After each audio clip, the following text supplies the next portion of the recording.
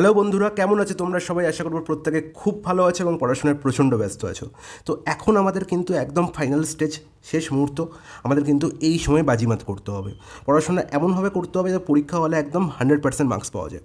WBSSC group C group ডির জন্য আগের ক্লাসে টাইম অ্যান্ড ওয়ার্ক সম্পূর্ণ কভার করেছি একটি ক্লাসে। আজকে আমরা একটি ক্লাসে পার্সেন্টেজ কভার করব, সমস্ত টাইপ দেখব, একদম শেষ পর্যন্ত দেখবে, একটা প্রশ্ন মিস করবে না। ওকে, দেখো তোমরা জানো গ্রুপ সির সিলেবাস কী।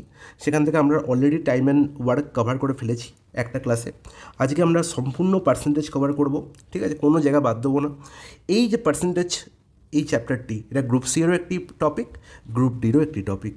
তো দুটো টপিকের মধ্যে কিন্তু পার্সেন্টেজ আছে, এর ওয়েটেজ কিন্তু খুব বেশি, 2 থেকে 3টে প্রশ্ন কিন্তু পার্সেন্টেজ থেকে আসতে পারে। ওকে, তো এখানে আমরা প্রায় 8টা থেকে 9টার বেশি টাইপ করবো এবং এর বাইরের কোনো টাইপ থাকবে না, ঠিক আছে? সমস্ত ক্লাস দেখবে। চলো প্রথমে আমরা দেখি যে একটু বুঝে নিই যে একদম শর্টে, খুব বেশি বাড়াবো না জিনিসটাকে, যে আমরা পার্সেন্টেজকে কীভাবে লিখতে পারি। পার্সেন্টেজ এরমভাবে লিখতে পারি। আর একে কী বলতে পারি না, বাংলায় আমরা বলি শতাংশ। তাহলে শতযুক্ত অংশ। তাহলে দেখো, শত যার মধ্যে 100 লুকিয়ে আছে, আর অংশ মানে হচ্ছে যার মধ্যে কী লুকিয়ে আছে, ভগ্নাংশ বা ফ্র্যাকশন। এর মানে কি? সাপোজ আমি বললাম যে রাম গ্রুপ সি পরীক্ষায় 60-র মধ্যে 45 পেয়েছে, ঠিক আছে? রাম গ্রুপ সি পরীক্ষায় 60 আউট অফ 60 সে 45 নম্বর পেয়েছে। তাহলে আমাকে যদি বলে যে আলটিমেট সে 60-এর মধ্যে 45 পেল, যদি পরীক্ষাটা 100-র মধ্যে হতো তাহলে সে তার নাম্বার কত হতো? যখনই আমরা এই নাম্বারটাকে 100-র মধ্যে বিচার করছি, তখনই আমরা চলে আসছে কি না, একটা চিহ্ন, যে চিহ্নটাকে আমরা বলে থাকি পার্সেন্টেজ বা শতকরা। তাহলে যখনই আমরা 100-এর মধ্যে কোনো কিছু নির্ণয় করার চেষ্টা করি, তখন আমরা শতকরা বা পার্সেন্টেজকে ইউজ করি। ওকে, তাহলে পার্সেন্টেজ বা শতকরা মানে কিছুই নয়, সেটা হচ্ছে আউট অফ 100 কত, 100-র মধ্যে কত। এবার দেখো একটা দারুণ ঘটনা বলি। 60-র মধ্যে সে 45 পেয়েছে, তাহলে যার সঙ্গে তুলনা করছি আমরা এই 60 মধ্যে 45, এই গল্পটাকে অনেকটা এরমভাবেও লিখতে পারি। দেখবে আমরা যখন আমাদের পরীক্ষার খাতা দিত বাচ্চাবেলায়, তখন লেখা থাকতো এরকম, লেখা থাকতো নাকি? বলবো তো একদম ঠিক, এরকম করে একটা গোল চিহ্ন মাস্টার লিখে দিত একদম খাতার ওপরে কোণার দিকে। এর মানে হচ্ছে তুমি আউট অফ 60 45 পেয়েছো, তাহলে 60 হচ্ছে টোটাল, যার সঙ্গে তুলনা করা হচ্ছে সে সবসময় নিচে থাকে। কার সঙ্গে তুলনা করা হচ্ছে? 60-র সঙ্গে। কাকে তুলনা করা হচ্ছে না, বর্তমান নাম্বারকে। তাহলে বর্তমান নাম্বার থাকবে উপরে এবং যার সঙ্গে তুলনা করা থাকবে সে হচ্ছে কোথায় থাকবে, নিচে। তাহলে যার সঙ্গে তুলনা করা হবে সে হবে হর, আর যারকে তুলনা করা হবে সে হবে লব। এটা মাথায় রাখবে।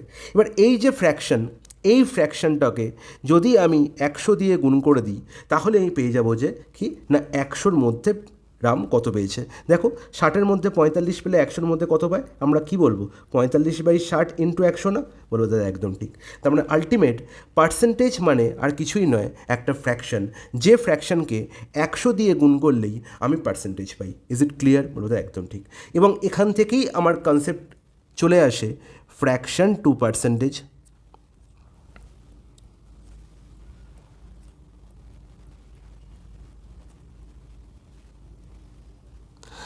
or percentage to fraction। এটা দুটো উভয়মুখী প্রক্রিয়া। এর মানে কি, যদি আমি পার্সেন্টেজ থেকে ফ্র্যাকশানে যেতে চাই তাহলে আমায় কী করতে হবে, আর ফ্র্যাকশন থেকে পার্সেন্টেজে গেলে কী করতে হবে। ফ্র্যাকশন থেকে যদি আমি পার্সেন্টেজ যেতে চাই তাহলে আমায় কী করতে হলো, এক্ষুনি তোমরা দেখলে 100 দিয়ে গুণ করতে হলো ইন্টু 100। আর যদি আমি পার্সেন্টেজ থেকে ফ্র্যাকশনের দিকে যাই, তখন আমায় কী করতে হবে, ইন্টু 1/100 করতে হবে, অর বলতে পারি 100 দিয়ে ভাগ করতে হবে। ঠিক আছে? তাহলে আলটিমেট ফ্র্যাকশন থেকে পার্সেন্টেজে গেলে আমাকে 100 দিয়ে গুণ, আর পার্সেন্টেজ থেকে ফ্র্যাকশনে আসতে গেলে আমাকে 100 দিয়ে ভাগ অথবা 1/100 দিয়ে গুণ। ওকে, তার মানে যদি আমি একটা সংখ্যা লিখি 20%, এই 20%কে যদি আমি ফ্র্যাকশানে করতে যাই, আমি কি বলবো যে 20%-এর এই পার্সেন্টেজ চিহ্ন একে যদি আমাকে হটাতে হয়, তাহলে আমায় কিছু নয়, এর জায়গায় 1/100 দিয়ে আমায় কী করতে হবে, গুণ করে দিতে হবে। তাহলে আমি ফ্র্যাকশন পেয়ে যাব, এবং যার ভ্যালু হচ্ছে কত, 1/5। Is it clear? জলের মতো পরিষ্কার। তার মানে আলটিমেট এই পার্সেন্টেজ সাইনের ভ্যালু হচ্ছে কত, 1/100। তার মানে আলটিমেট 20%কে আমি লিখতে পারি এরকম, যে 20 × 1/100 অর 20 × 1%, এটা লিখতে পারি একদম ঠিক। তার মানে এই 1%-এর ভ্যালুই হচ্ছে কত, 1/100। এটা ক্লিয়ার? তাহলে যে কোনো পার্সেন্টেজকে আমি কি করতে পারি, ফ্র্যাকশনে ট্রান্সফার করতে পারি, জাস্ট কি করে না 1/100 দিয়ে গুণ করে অথবা 100 দিয়ে ভাগ করে, এবং তার উৎপত্তি কোথা থেকে সেটা তোমাদের বুঝিয়ে দিলাম।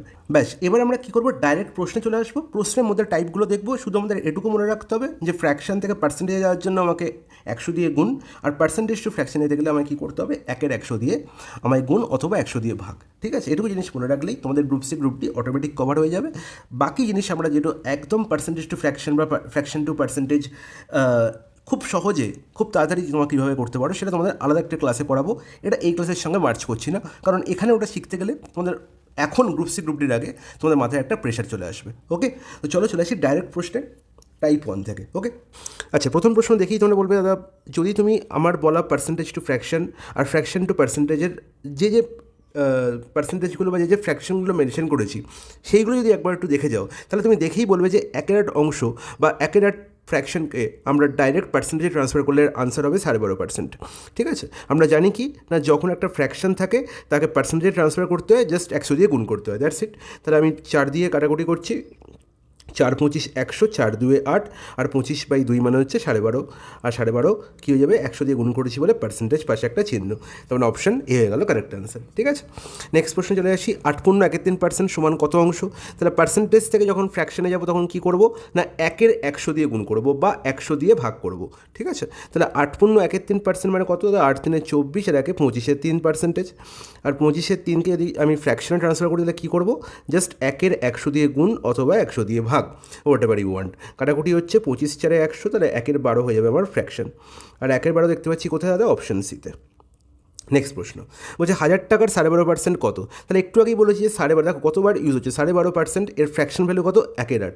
তাহলে আমি ডাইরেক্ট বলবো দাদা 1000 × 1/8, দ্যাটস ইট। আর 8 সরাসরি কাটাকুটি করলে এখানে কতবার কাটে দাদা, 125 বার কাটে, তাহলে আলটিমেট 125 হয়ে গেল কারেক্ট অ্যান্সার। কোথায় আছে, অপশন ডিতে। এত সহজে এই ধরনের প্রশ্নের সমাধান সেকেন্ডে হবে। ওকে, নেক্সট প্রশ্ন হচ্ছে কোনো সংখ্যার 60% 30 হলে সংখ্যাটি কত? দাদা 60%-এর ভ্যালু বলা হয়েছে 30, তাহলে দাদা 60%-এর ভ্যালু যদি 30 হয়, তাহলে এখানে NX কিচ্ছু ধরার দরকার নেই, আমার সংখ্যাটি চেয়েছে। সবসময় মনে রাখবো যে সংখ্যার বা যার ওপর বেস করে পার্সেন্টেজ করা হচ্ছে সে সবসময় 100%। তাহলে সংখ্যাটি হচ্ছে আমার 100%, সংখ্যাটির ভ্যালু কত, 100%। তাহলে 60%-এর ভ্যালু 30 হয়, তাহলে 100%-এর ভ্যালু নির্ণয় করতে হবে। আর 60% থেকে যদি আমি একটু ভালো করে লক্ষ্য করবো যে 20%-এ ফিরে যাই, তাহলে তুমি বলবে এখানে 60% থেকে 20% হয়ে যায়, কী করলে হয়, 3 ভাগ করলে হয়। তাহলে 30কে 3 ভাগ করলে কত হবে, এদিকে 3 ভাগ করলে এদিকেও 3 ভাগ করতে হবে, হয়ে যাবে ভ্যালু কত, 10। খুব ভালো করে বুঝবে। তাহলে 60%-এর ভ্যালু 30 হলে 20%-এর ভ্যালু 10 হবে। কেন 20% করলাম, আমাকে 100%-এ পৌঁছতে হবে। তাহলে 20%-কে ডাইরেক্ট যদি আমি 5 গুণ করে দিই, তাহলেই আমি পেয়ে যাই 100%, না? বলবো একদম ঠিক। তাহলে আমি 100-এর কী খোঁজার জন্য, ফ্যাক্টর খোঁজার জন্য আমি 20%-এ গেলাম। Is it clear? বলবো একদম জলের মতো পরিষ্কার। তাহলে 20% থেকে 100%-এ গেলাম, 5 গুণ করে, তাহলে এদিকেও 5 গুণ করে দেবো, গল্প শেষ। কত, 50। তাহলে এত সহজেই ধরনের প্রশ্নের আনসার হবে অপশান এ হয়ে যাবে কারেক্ট আনসার। কোনো সংখ্যার 12.5% 20 হলে ওই সংখ্যা 60% কত হবে? এই ধরনের প্রশ্নের ক্ষেত্রে আমার ওই সংখ্যা মানে 100%-এ যাওয়ার প্রয়োজন নেই, আমাকে 60%-এর ভ্যালু নির্ণয় করতে বলেছে, আমি 100%-এ যাবই না। ঠিক আছে, তাহলে 12.5% হচ্ছে 20, তাহলে 12.5%-এর ভ্যালু হচ্ছে 20, আর 12.5%-কে আমি বলতে পারি যে 12.5%-কে আমি 12.5%ও বলতে পারি। তো কোনো ডাউট আছে না? কোনো ডাউট নেই। তাহলে এই 12.5%-এর ভ্যালু কত বলা হয়েছে, 20-র সঙ্গে সমান। তাহলে 12.5-কে যদি 2 গুণ করি তাহলে হয়ে যায় কত, 25%। হ্যাঁ, কিনা এটা মুখোমুখি হবে, এগুলো কিন্তু লিখবে না, মুখোমুখি বুঝতে পারছি। 12.5 12.5-কে 2 গুণ করলে 25 হয়, আর 25-কে 5 ভাগ করলে কত হয়, 5 হয়। কেন 5 করছি বুঝতে পারবে। তাহলে 25%-এর ভ্যালু কত হবে, এখানে 2 গুণ করেছিল, এদিকেও 2 গুণ হবে, তাহলে 40 হবে। তাহলে 5%-এর ভ্যালু কত হবে, চোখ বন্ধ করে বলতে পারো যে 25 থেকে 5 হচ্ছে, মানে 5 ভাগ হয়েছে, তাহলে এদিকেও 5 ভাগ হলে হয়ে যাবে কত, 8। আর 5% ভ্যালু যখন পেয়ে গেছি, তাহলে 60% ভ্যালু তো খুব সহজে বলতে পারবো। 5% ভ্যালু যদি 8 হয়, তাহলে 60% ভ্যালু কত হবে, এখানে কত গুণ হয়েছে, 12 গুণ হয়েছে। তাহলে এখানে কত গুণ হচ্ছে, 12 গুণ হচ্ছে না, 5 থেকে 60 কত গুণ করলে হয়, 12 গুণ করলে হয়, তাহলে এদিকেও 12 গুণ করবো, 8কে 12 গুণ করলে 96 যাবে, কারেক্ট অ্যান্সার। বোঝা গেল, বলে দেখো সুন্দর বোঝা যাচ্ছে। এইভাবে তাকে করে দেখিনি।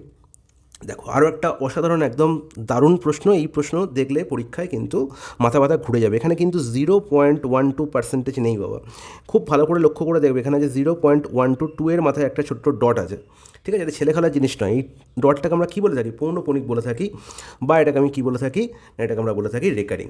ওকে, তাহলে রেকারিংয়ের ক্ষেত্রে আমরা জানি যে রেকারিং থেকে ফ্র্যাকশনে ট্রান্সফার করার জন্য আমরা কী করে থাকি, অর্থাৎ 0. আগে এটা বুঝতে হবে, 0.122 এর মাথায় পৌনঃপুনিক, এটাকে আমরা এরকমভাবে লিখে থাকি না, যে পৌনঃপুনিক এবং দশমিক বাদে সংখ্যাটি লিখে ফেললাম 12। এবার যার মাথায় পৌনঃপুনিক নেই, কার মাথায় পৌনঃপুনিক নেই, 1-এর মাথায়, সেটা 12 থেকে বিয়োগ করে দাও, হয়ে গেল 12 - 1। নিচে কত হবে, যতগুলোর মাথায় দশমিকের পরে যতগুলোর মাথায় পৌনঃপুনিক আছে ততগুলোর 9, একটার মাথায় পৌনঃপুনিক আছে 2-এর ঘরে, তাই না, একটা 9 বসবে, আর যতগুলোর মাথায় পৌনঃপুনিক নেই ততগুলো 0, মানে একটা 0 বসবে। তাহলে আলটিমেট এই 0.122 এর মাথায় পৌনঃপুনিক, এর ফ্র্যাকশন ভ্যালু হলো 12 - 1, 11/90। বোঝা গেল, বলে খুব সুন্দর বোঝা গেছে, কোনো অসুবিধা নেই। তাহলে আলটিমেট আমার অঙ্কটা হয়ে গেল কি, 180 টাকার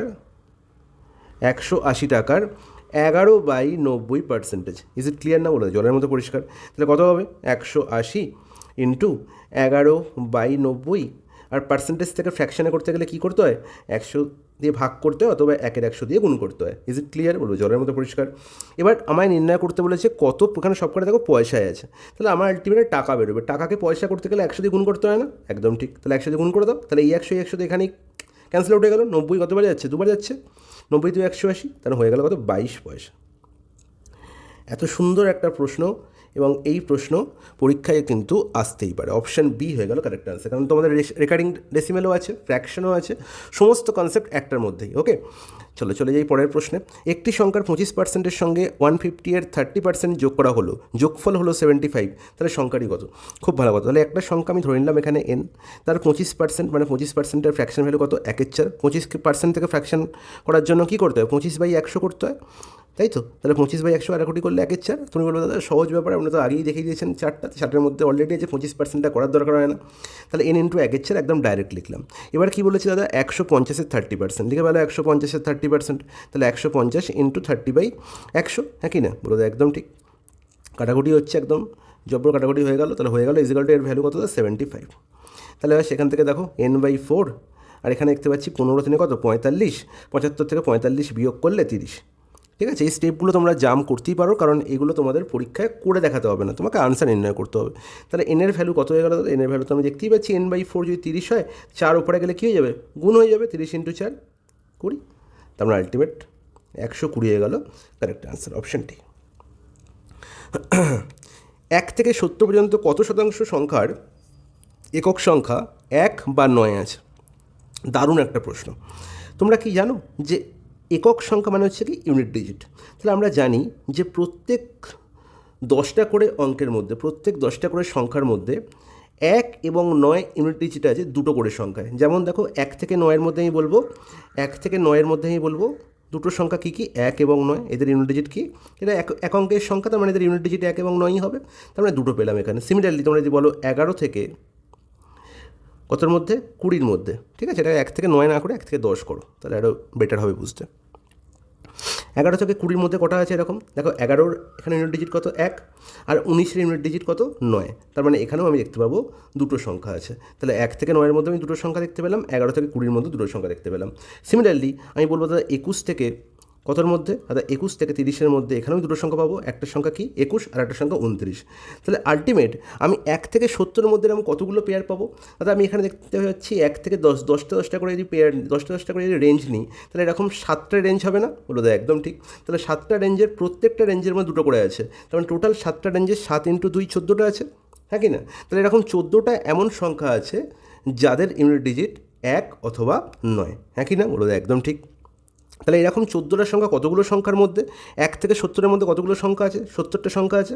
তাহলে 70টা সংখ্যার মধ্যে 14টা সংখ্যা এরকম আছে যাদের ইউনিট ডিজিট 1 এবং 9, 1 অথবা 9। তাহলে এরকম কত পার্সেন্টেজ সংখ্যা আছে? পার্সেন্টেজ করার জন্য ফ্র্যাকশনকে 100 দিয়ে গুণ, দ্যাটস ইট, গল্প শেষ। তাহলে 14, 5-এ 70, 5 কাটাকুটি হচ্ছে 120। তারপরে 20% এরকম সংখ্যা আছে যাদের ইউনিট ডিজিট 1 এবং 9, 1 থেকে 70-এর মধ্যে। Is it clear? জলের মতো পরিষ্কার, কোনো অসুবিধা নেই। একটি চৌবাচ্চার জল ধারণ ক্ষমতা বলেছে 425 লিটার, খুব ভালো কথা, এতে কোনো অসুবিধা নেই। তলদেশে ছিদ্র দিয়ে 8% জল বের হয়ে গেলে চৌবাচ্চা অবশিষ্ট জলের পরিমাণ কত হবে? এই ধরনের প্রশ্নে সবসময় মনে রাখবে যে জল ধারণ ক্ষমতা, যেটা যতটা জল ধরতে পারে সেটা যেরকম একটা ভ্যালু আছে, আর পার্সেন্টেজে সেই ভ্যালুই হচ্ছে 100%। সবসময় যার উপর আমি পার্সেন্টেজ হিসাব করছি সে সবসময় ফুলফিল ব্যাপারটা হচ্ছে, পুরোপুরি ব্যাপারটা হচ্ছে 100%। তাহলে 425 লিটার চৌবাচ্চায় জল ধরে, তাহলে চৌবাচ্চায় যদি বলি যে 425 লিটার জল আছে, সেটাও যেরকম সত্যি। দেখো, এবার যদি আমি এটাকে এরমভাবে বলি যে চৌবাচ্চায় 100% জল আছে, তার মানেই হচ্ছে চৌবাচ্চাটা পুরোপুরি ভর্তি আছে এবং চৌবাচ্চায় 425 লিটার জল আছে। তাহলে আমি যেমন এটাকে বলতে পারি 425 লিটার জল আছে, সেরকম আমি বলতে পারি 100% জল আছে। ব্যাপারটা ক্লিয়ার হলো আশা করি, বলবো একদম পুরোপুরি ক্লিয়ার, কোনো অসুবিধা নেই। বলছে তলদেশে ছিদ্র দিয়ে 8% জল বের হয়ে গেল। তাহলে 8% জল যদি বের হয়ে যায়, তাহলে তুমি বলবে 100% জল ছিল, সেখান থেকে 8% জল বের হয়ে গেছে, তাহলে পড়ে আছে কত? 100 মাইনাস 8% মানে 92% জল পড়ে আছে। হ্যাঁ কি না? বলো একদম ঠিক। তাহলে নির্ণয় করতে হবে অবশিষ্ট জলের পরিমাণ, মানে 92%-এর ভ্যালু নির্ণয় করতে হবে। আর 100%-এর ভ্যালু দেখেছি 425-এর সঙ্গে সমান 425 লিটার, তাহলে 92%-এর ভ্যালু কী হবে? এটা খুবই ইজি, 425/100 ইন্টু 92। বাচ্চাবেলা করতাম না ঐকিক নিয়ম? এখন একের ভ্যালু আর বের করি না, আমরা বড় হয়ে গেছি, সরকারি চাকরি পরীক্ষা দিচ্ছি। তাহলে কাটাকুটি হচ্ছে 25 দিয়ে, দেখতে পাচ্ছি 25 1 25, এখানে হচ্ছে কত? 175, 25 সাথে 175, আর এখানে 25 4 100, 4কে 92, 4 23 92। অর্থাৎ এখানে 17 23 গুণ করার দরকার নেই, প্রত্যেকটার ইউনিট ডিজিট আলাদা। দেখতে পাচ্ছি 7 3 21, মানে গুণফলের ইউনিট ডিজিট কত হবে? 1 হবে। আর গুণফলের ইউনিট ডিজিট 1 একমাত্র অপশান বিতেই আছে, অপশান বি হয়ে যাবে কারেক্ট আনসার। পুরো গুণ করার কোনো দরকার নেই, সময় নষ্ট করা।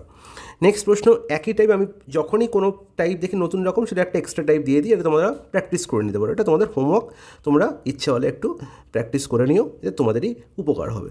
ওকে, চলো নেক্সট প্রশ্ন। একজন ব্যাটসম্যান 110 রান করেন, খুব ভালো কথা, যার মধ্যে তিনি 3টি বাউন্ডারি এবং 4টি ছক্কা ছিল।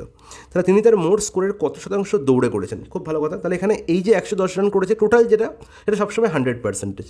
তার মানে 110 হচ্ছে আমার কত না, 110 রানটা কত না 100%-এর সঙ্গে সমান। Is it clear? বলবো একদম ঠিক। নির্ণয় করতে হবে তিনি বাউন্ডারি আর ছক্কা বাদে যতগুলো রান দৌড়ে নিয়েছেন সেটা পার্সেন্টেজ হিসাবে কত। তাহলে দেখতে পাচ্ছি বাউন্ডারি আর ছক্কায় কত রান সেটা বার করি। 3টে বাউন্ডারি, বাউন্ডারি মানে 4, একটা বাউন্ডারি মানে 4 রান, মানে 3 × 4, আর এখানে 8টি ছক্কা মেরেছে, মানে 8 × 6 48। তাহলে 12 আর 48 যোগ করে কত হয়? 60। তাহলে তিনি 60 রান কী করেছেন? বাউন্ডারি আর ছক্কায় নিয়েছেন। তাহলে দৌড়ে কত রান নিয়েছেন? দৌড়ে তাহলে খুবই ইজি, 110 রান টোটাল করেছে, সেখান থেকে 60 বাদ দিয়ে দেবো, ব্যাস। তাহলে আলটিমেট কত রান করেছে না? 50।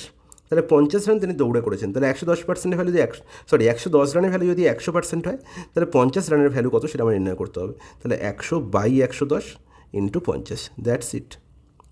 কাটাকুটি হচ্ছে একটা শূন্য, তাহলে 500/11। হ্যাঁ কি না?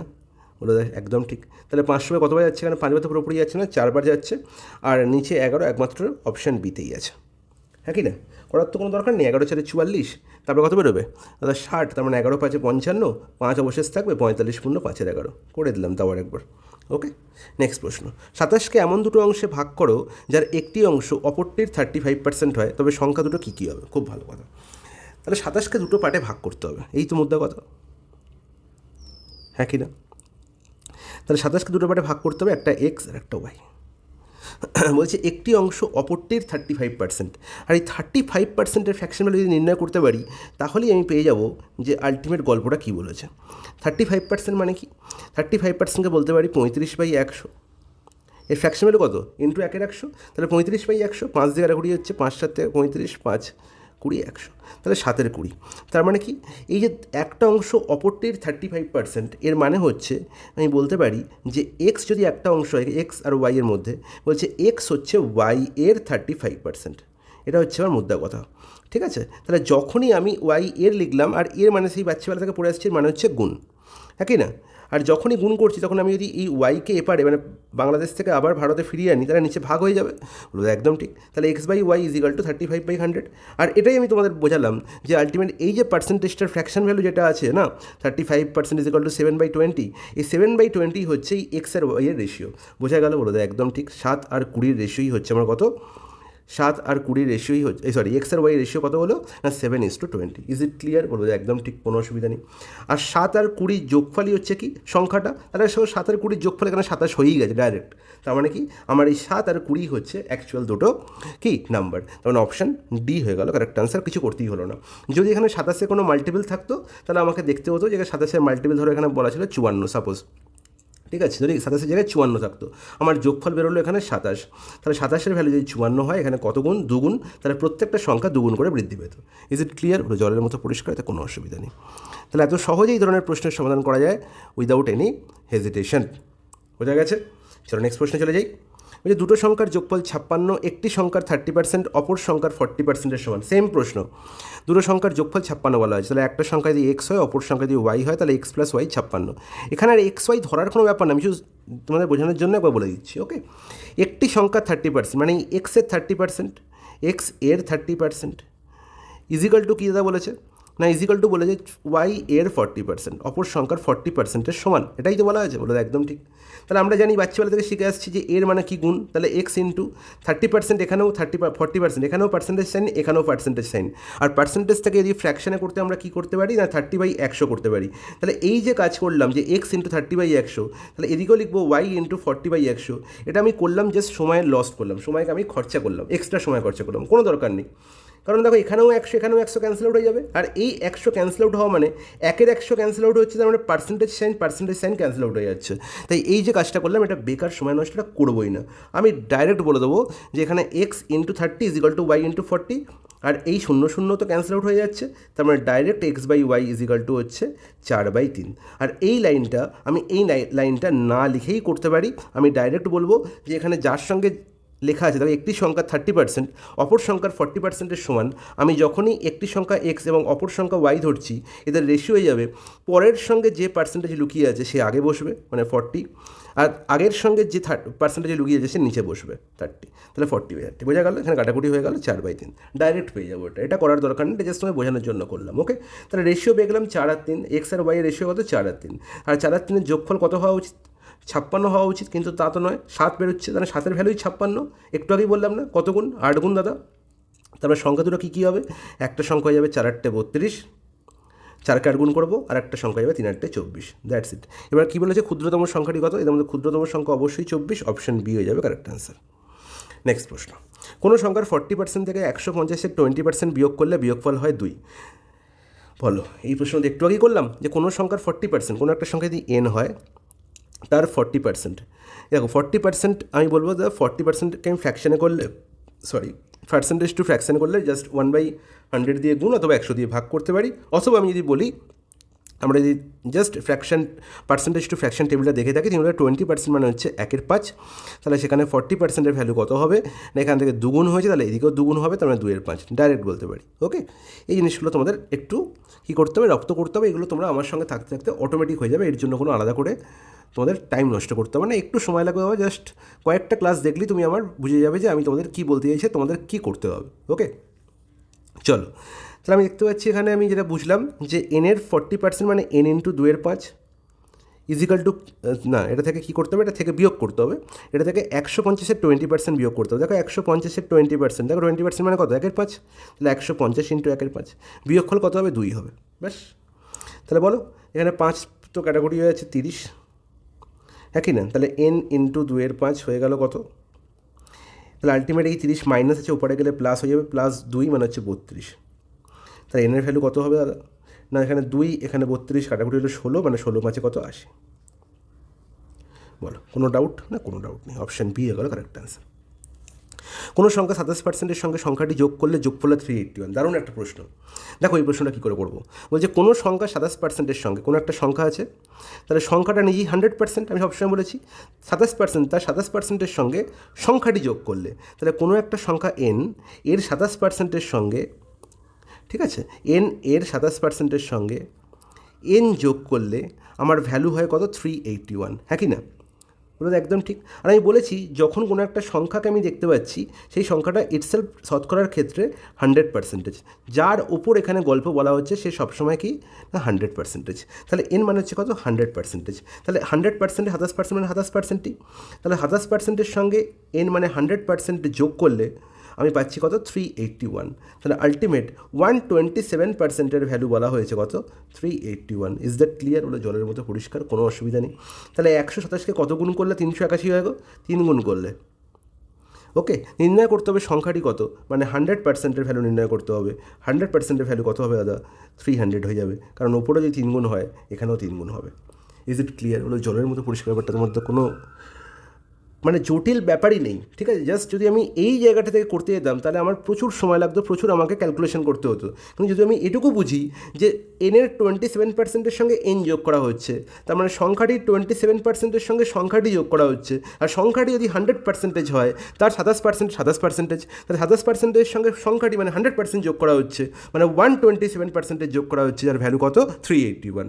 বলো আর কি বলবো বলো তোমাদের। নেক্সট প্রশ্ন, a students multiplied a number by 3/5 and instead of 5/3। তাহলে দেখো একটা সংখ্যা হলো n, একে বলা হয়েছিল 3/5 দিয়ে সে গুণ করেছে, বলা হয়েছিল nকে 5/3 দিয়ে গুণ করতে, হ্যাঁ কি না বলো? একদম ঠিক। তাহলে আমাকে এরর পার্সেন্টেজ, এটা হচ্ছে সে ভুল করেছে আর এটা তার করা উচিত ছিল, ঠিক আছে? A student multiplied a number by 3/5 instead of 5/3। তাহলে ইনস্টিড অফ মানে হচ্ছে ইনস্টিড অফ যার সঙ্গে থাকে সেটা হচ্ছে অ্যাকচুয়াল, এটা তার করার কথা ছিল, সে করেছে এটা। তাহলে এতে তার কী হয়েছে? এরর হয়েছে। কতটা এরর হয়েছে দেখো। তাহলে আমি এই ধরনের প্রশ্নের ক্ষেত্রে আমি দেখতে পাচ্ছি যেখানে 3/5 আছে, এখানে 5/3 আছে। ওকে, তাহলে এই 3/5 আর 5/3কে 3/5 আর 5/3কে যদি আমি একটু রেশিও করে নিই তাহলে আমি কি বলবো? আর এখানে 3 আর 3 গুণ করে হয়ে যাবে 9, আর 5 আর 5 গুণ করে হয়ে যাবে 25। তাহলে এখানে 9:25 হয়ে গেল। গল্পটা বোঝা গেল? ওটা একদম বোঝা গেছে যে আলটিমেট ব্যাপারটা এরকম হয়ে গেল যে 25 দিয়ে গুণ করার কথা ছিল, সে করেছে 9 দিয়ে। গল্পটা একই। ওকে, তাহলে 25 দিয়ে গুণ করার কথা ছিল, এটা রাইট আনসার, আর এটা হচ্ছে রং আনসার। তাহলে এদের মধ্যে ভুল কত হয়েছে? এদের মধ্যে এরর কত আছে? তার 16 এরর আছে। তাহলে 16 এরর কতর মধ্যে আছে? সবসময় মনে রাখবো যে এরর হয় কার মধ্যে না, এরর হয় হচ্ছে অ্যাকচুয়াল। যখন এররের পার্সেন্টেজ নির্ণয় করবো সেটা কার ওপর হয় পার্সেন্টেজটা, না যেটা হচ্ছে অ্যাকচুয়াল, যেটা হচ্ছে সঠিক আনসার হওয়া উচিত ছিল। সঠিক ছিল কি 25 দিয়ে গুণ করলে এটা হতো, তাহলে 25 যাবে কি নিচে, ইন্টু 100 হয়ে যাবে আমার কি পার্সেন্টেজ অফ এরর। তাহলে এরর পার্সেন্টেজ কত হলো? কাটাকুটি হয়ে গেল 4, তাহলে 4 16 64% হয়ে যাবে আমার এরর। অপশান ডি হয়ে গেল কারেক্ট অ্যান্সার। যদি আমি ফ্র্যাকশন দিয়ে এই হিসাবটা করতে যেতাম তাহলে আমার কী হতো, একটু সময় লাগবে ব্যাপারটা। ওকে, তাহলে বোঝা গেল যে কী করে আমি রেশিও দিয়ে এই প্রশ্নটা খুব সহজে করতে পারি। এখানে ফ্র্যাকশন দিয়ে করতে গেলে আমাকে এখানে কী দেখতে হতো? এদের ডিফারেন্স নির্ণয় করতে হতো, বাই কী করতে হতো 5/3 করতে হতো, দিয়ে ইন্টু 100 করতে হতো। ব্যাপারটা কীরকম হতো না, আবার বলছি যে 5/3 মাইনাস 3/5 বাই 5/3 ইন্টু 100। ব্যাপারটা একই, কিন্তু তোমাকে খাটুটি বেশি কাটতে হবে। দেখো 5 5 25 -9, দেখো 25 -9 বাই 15, আর নিচে দেখো এখানে কত হচ্ছে 5/3 থাকছে। তাহলে কাটাকুটি হবে, কিন্তু আমার কী হচ্ছে, কিন্তু আমার টাইম যাচ্ছে, টাইম ইউটিলাইজড হচ্ছে না। তো আমার এই ক্যালকুলেশনটা এড়ানোর জন্যই আমি রেশিও দিয়ে এই প্রশ্নটার সমাধান খুব সহজে করতে পারি। ওকে, নেক্সট প্রশ্নে চলে যাই। In a certain school 20% of students are below 8 years of age. দারুণ একটা প্রশ্ন, খুব ভালো করে মন দিয়ে শুনবে, 4-5টা এখানে স্টার দিয়ে রাখো। ওকে, তাহলে এখানে দেখতে পাচ্ছি একটা স্কুলের মধ্যে প্রথম যে সেন্টেন্সটা বলা আছে, সেন্টেন্স থেকে এটা বুঝতে পারলাম যে 20% অফ স্টুডেন্টস, তার মানে যদি 100 জন স্টুডেন্ট থাকে তাদের মধ্যে 20% মানে 20 জন হচ্ছে কি বিলো 8 years, তার মানে বয়স তাদের কি 8 বছর অপেক্ষা কম। Okay, the number of students have 8 years of age, তাহলে যতগুলো স্টুডেন্টের বয়স এক্স্যাক্ট 8 বছর, সেটা হচ্ছে কি is 2/3 of the number of students of 8 years of age. The number of students above 8 years, above মানে 8 বছরের থেকে বড় যে সমস্ত স্টুডেন্টগুলো আছে তাদের নাম্বার হচ্ছে 2/3 of number of students of 8 years of age which is 48। তার মানে কি একদম এক্স্যাক্ট 8 years বয়স, সেই বয়সের ছাত্রের সংখ্যা হচ্ছে 48, আর তার 2/3 হচ্ছে সেই সমস্ত স্টুডেন্টদের সংখ্যা যাদের বয়স হচ্ছে 8 বছর অপেক্ষা বেশি। তাহলে এখানে 3টে গ্রুপ আছে, একটা হচ্ছে বিলো 8 years, খুব ভালো করে বুঝবে, বিলো 8 years, একটা হচ্ছে এক্স্যাক্ট 8 years,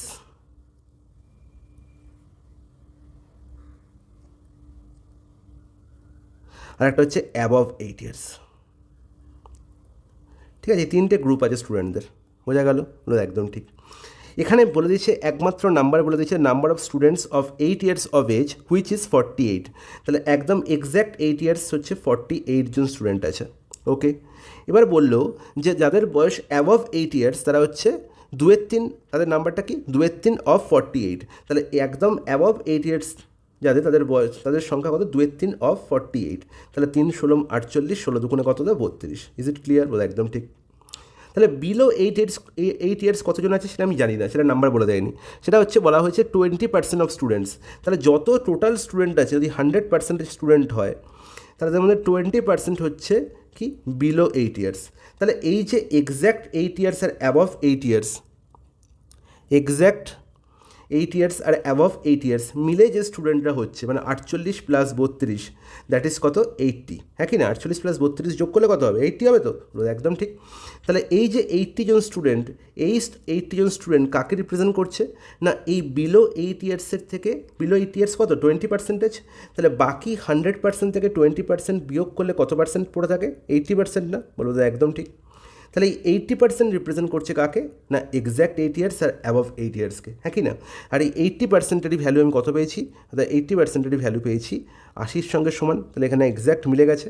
তাহলে 80%এর ভ্যালু যদি 80 হয়, সরি, বলা হয়েছে what is the total number of student. তাহলে 100% হচ্ছে টোটাল নাম্বার অফ স্টুডেন্ট, তাহলে তার ভ্যালু কত হবে? 100ই হবে। 80%এর ভ্যালু 80 হলে 100%এর ভ্যালু 100 হবে। অপশান ডি হয়ে যাবে correct answer. Is it clear? হলো জলের মধ্যে পরিষ্কার। নেক্সট প্রশ্ন। এবার হচ্ছে আমরা নেক্সট টাইপে যাব যেখানে আমরা ইলেকশন অথবা ভোট সম্পর্কিত প্রশ্নগুলো সলভ করব। ওকে গাইস, বলবো একদম ঠিক, কোনো অসুবিধা নেই। চলো, বিজয়ী প্রার্থী প্রদত্ত ভোটের 62% পেয়ে নিকটতম একমাত্র প্রতিদ্বন্দ্বীকে 144 ভোটে পরাস্ত করে। ওই কেন্দ্রের মোট ভোটারের সংখ্যা কত? ওকে, সবসময় মনে রাখবো যে যখনই কোনো ইলেকশন বা ভোট সংক্রান্ত প্রশ্নের সমাধান করব সেখানে আমি নেগেটিভকে সরিয়ে রেখে পজিটিভ নিয়ে কাজ করব। ওকে, তাহলে যখনই দেখতে পাচ্ছি বিজয়ী প্রার্থী যে বিজয়ী হয়েছে সে প্রদত্ত ভোটের 62% পেয়েছে, তাহলে এখানে দেখতে পাচ্ছি বিজয়ী প্রার্থী মানে উইনার আছে, আর কে আছে? লুজার আছে। উইনার থাকলে তো লুজার অবশ্যই থাকবে। দুজন কন্টেস্টেন্ট আছে, উইনার পাচ্ছে 62%। তাহলে যদি উইনার যদি 62% পায় তাহলে প্রদত্ত ভোট যেটা টোটাল ভোট আমার পড়েছে সেই প্রদত্ত ভোট আমি ধরে নিলাম যে সবাই ভোট দিতে এসছে, সেখানে কোনো ভোট ক্যান্সেল হয়নি, কোনো ভোট আমার কি হয়নি, নষ্ট হয়নি। ওকে, তাহলে আমি যদি বলি যে উইনার সমস্ত ভোটের 100% যদি টোটাল ভোটার হয় তার মধ্যে 62% পেয়েছে, তাহলে লুজার পেয়েছে 100 মাইনাস কত 62%। হ্যাঁ কি না? বলো একদম ঠিক। আর 100 মাইনাস 62 মানে 38%। ইজ নট ইট? বলো একদম ঠিক। তাহলে লুজার পাচ্ছে 38%, উইনার পাচ্ছে 62%। নির্ণয় করতে হবে যে ওই কেন্দ্রের মোট ভোটারের সংখ্যা কত। আর বলা হয়েছে যে নিকটতম একমাত্র প্রতিদ্বন্দ্বীকে সে 144 ভোটে পরাস্ত করে। এর মানে হচ্ছে এই উইনার আর লুজারের মধ্যে যে প্রাপ্ত ভোটের ডিফারেন্স পার্সেন্টেজে কত, অর্থাৎ 38 মাইনাস 62, আর 38 মাইনাস 62 হচ্ছে কত দাদা? কত 24%, সরি একদম 24%। কি একদম ঠিক 24%। তাহলে এই 24%-এর ভ্যালু কত বলা আছে? 144। এতে কোনো আপত্তি? কোনো আপত্তি নেই। তাহলে 24%-এর ভ্যালু যদি 144 হয়, কত গুণ করলে 144? 6 গুণ করলে কি একদম। তাহলে আলটিমেট আমাকে 100% মানে টোটাল ভোটারের সংখ্যা নির্ণয় করতে বলেছে। তাহলে 100% ধরেছিলাম টোটাল ভোটার, একদম ঠিক। তাহলে 24% 144 হয়, তাহলে 100%-এর ভ্যালু কত হবে? এখানেও 6 গুণ করে দেবো, তাহলেই গল্প শেষ, মানে 600-র সঙ্গে সমান হবে। তাই টোটাল ভোটার হচ্ছে আমার কত না 600। অপশান ডি হয়ে গেল কারেক্ট অ্যান্সার। নেক্সট প্রশ্ন। একটা নির্বাচনী কেন্দ্রে 20% ভোটার ভোটদানে বিরত ছিল। খুব ভালো কথা। আমি কি বলেছি? নেগেটিভকে সরিয়ে পজিটিভ নিয়ে কাজ করবো। এর মানে কি? যদি টোটাল ভোটার 100% হয়, টোটাল ভোটার যদি আমার 100% হয়, বলেছে 20% ভোটার ভোটদান বিরত ছিল মানে ভোটদান করেনি, তাহলে করেছে কতজন? এটা নেগেটিভ কথা। এর পজিটিভ কথা কী হবে? বলবো 80% ভোটার ভোটদান করেছে, দ্যাটস ইট। তাহলে ভোট দিয়েছে কত না ভোট দিয়েছে হচ্ছে, তাহলে এটা হচ্ছে ভ্যালিড ভোট, যেটাকে ভোট দেয় সেটাকে বলা হয় কাস্টেড ভোট। ঠিক আছে, যেটা ভোট দিয়েছে কাস্টেড ভোট। আর যদি এখানে কোনো ইনভ্যালিড ভোট না থাকে তাহলে এটাই হয়ে যাবে কি ভ্যালিড ভোট। ঠিক আছে, সবসময় মনে রাখবো যে ভোটিংয়ের যে অঙ্কগুলো হয় তার মধ্যে এই টার্মগুলো থাকে। একটা হচ্ছে টোটাল ভোটার, প্রথম হচ্ছে কি টোটাল ভোটার, তারপর হচ্ছে কাস্টেড ভোট মানে কতগুলো ভোট পড়েছে, তারপর হচ্ছে ভ্যালিড ভোট, কতগুলো ভোট ঠিকঠাক পড়েছে, মানে casted vote minus invalid vote is equal to হচ্ছে ভ্যালিড ভোট। মাথায় রাখবে এটা, ওকে? এবার ভ্যালিড ভোট যখনই পেয়ে গেলাম, এর মধ্যেই বিচার হবে যে এদের মধ্যেই লুকিয়ে থাকবে উইনার আর লুজার। তাহলে উইনার আর লুজারের টোটাল সাম হচ্ছে কি ভ্যালিড ভোট। বোঝা গেল? তাহলে এই টার্মোলজিগুলোর সঙ্গে আমায় কিন্তু কী থাকতে হবে, নিজেকে একদম প্রিপেয়ার রাখতে হবে। ওকে, তো এই টার্মোলজিগুলোর সঙ্গে একবার যদি নিজেকে খাপ খাইয়ে নিতে পারো, নিজেকে একবার দেখে নিতে পারো, তাহলে এই ধরনের প্রশ্নের কোনো অসুবিধা হবে না। ওকে, তাহলে দেখো 20% ভোটার ভোট দেয়নি, ঠিক আছে, they have not given vote, they have not poll their vote. তো বাকি 20% না দিয়ে থাকে, তাহলে 80% দিয়েছে, তাহলে নেগেটিভকে সরিয়ে পজিটিভ নিয়ে কাজ করবো। তাহলে কাস্টেড ভোট কত হয়ে গেলো? 80%। ইটস নট ইট, একদম ঠিক। এবার কী বললো, বিজয়ী প্রার্থী প্রদত্ত ভোটের 70% পেয়ে নিকটতম একমাত্র প্রতিদ্বন্দ্বীকে 4960 ভোটে পরাস্ত করেছে। খুব ভালো কথা। তাহলে যখন দেখতে পাচ্ছি যে বিজয়ী প্রার্থী মানে উইনার সে 80-র মধ্যে 70% পেয়ে গেছে, তাহলে 70% যদি উইনার পায়, তাহলে একটু আগেই বলেছি লুজার কত পেয়েছে, তাহলে 30%। হ্যাঁ কি না বলবো? একদম ঠিক। আর এদের ডিফারেন্সই হচ্ছে কত মার্জিনে সে জিতেছে। 70% উইনার পেয়েছে, লুজার পেয়েছে 30%, তাদের ডিফারেন্স কত হয়? 40%। তাহলে এই 40%ই হচ্ছে কি না মার্জিন। আর এই 40% কার? না কাস্টেড ভোটের। তাহলে 40% অফ 80, তাহলে 40% অফ 80 কত হয়ে গেল? 32%। হ্যাঁ কি না বলবো? একদম ঠিক। এতে কোনো আপত্তি আছে? এটা মুছে দিলাম। তোমরা স্ক্রিনশট আশা করে নিয়ে নিয়েছো। কী করে হলো? আমি ধরেছিলাম টোটাল ভোটার 100% বা 100 ইউনিট ধরতে পারো। কাস্টেড ভোট তাহলে কত? 80 ইউনিট। তাহলে আলটিমেট আমি দেখতে পাচ্ছি উইনার পেয়েছে 70% অফ 80%, লুজার পেয়েছে 30% অফ 80%। তাহলে আমাদের ডিফারেন্স কত? 40% অফ 80%, 80% বা 80 ইউনিট। তাহলে 40% অফ 80 করলে কত হয়? তাহলে 40/100 ইন্টু 80, কাটাকুটি হলে 32ই পড়ে থাকে। তাহলে 32%, 100-এর উপর বিচার করছি তাই 32%। তাহলে 32% হচ্ছে কি না কি মার্জিনে উইনার জিতেছে, মানে উইনার লুজার অপেক্ষা 32% ভোট বেশি পেয়েছে। Is it clear? পুরো একদম ঠিক। আর সেটাই এখানে প্রশ্নে বলা হয়েছে যে উইনার বিজয়ী প্রার্থী নিকটতম একমাত্র প্রতিদ্বন্দ্বীকে 4960 ভোটে পরাস্ত করেছে। তার মানে 32%-এরই ভ্যালু বলা হয়েছে 4960। ইজ নট ইট বলে একদম ঠিক। নির্ণয় করতে হবে ওই কেন্দ্রের মোট ভোটারের সংখ্যা কত। মোট ভোটার আমি কত ধরেছিলাম? না 100%। তাহলে 100%-এর ভ্যালু আমার নির্ণয় করতে হবে। বলো, 4960/32 ইন্টু 100। আমি দেখতে পাচ্ছি না 32 দিয়ে পুরোপুরি চলে যাবে মনে হচ্ছে। 32 কাটাকুটি হচ্ছে কত এখানে? 17, 176, 176 মানে হচ্ছে পুরোপুরি যাচ্ছে না, সে কি কথা? 32 মানে হচ্ছে 176, 8 দুগুণে 16, 8 অনেক বেশি হয়ে যাচ্ছে। তাহলে হচ্ছে 5 দুগুণে 10, 5 বার তো পুরোপুরি যাবেই। 176 মানে হচ্ছে কত যাচ্ছে? 5 গুণে 0, 160 মানে হচ্ছে আবার 160, একদম 155। তার মানে হচ্ছে 15500 হয়ে যাবে কারেক্ট আনসার। কোথায় আছে? Option B. বলো, এনি ডাউট? না, কোনো ডাউট নেই। নেক্সট টাইপ হচ্ছে x% of y is equal to y% of x। এটা তোমাদের জানা অবশ্যই দরকার পার্সেন্টেজে। যে কোনো একটা সংখ্যার মধ্যে যদি এরকম গল্প থাকে, আমি সাপোজ এটা উদাহরণ দিয়ে বোঝাতে হবে, একটা উদাহরণ দিয়ে দিই, তাহলে তোমরা খুব ভালো করে বুঝতে পারবে।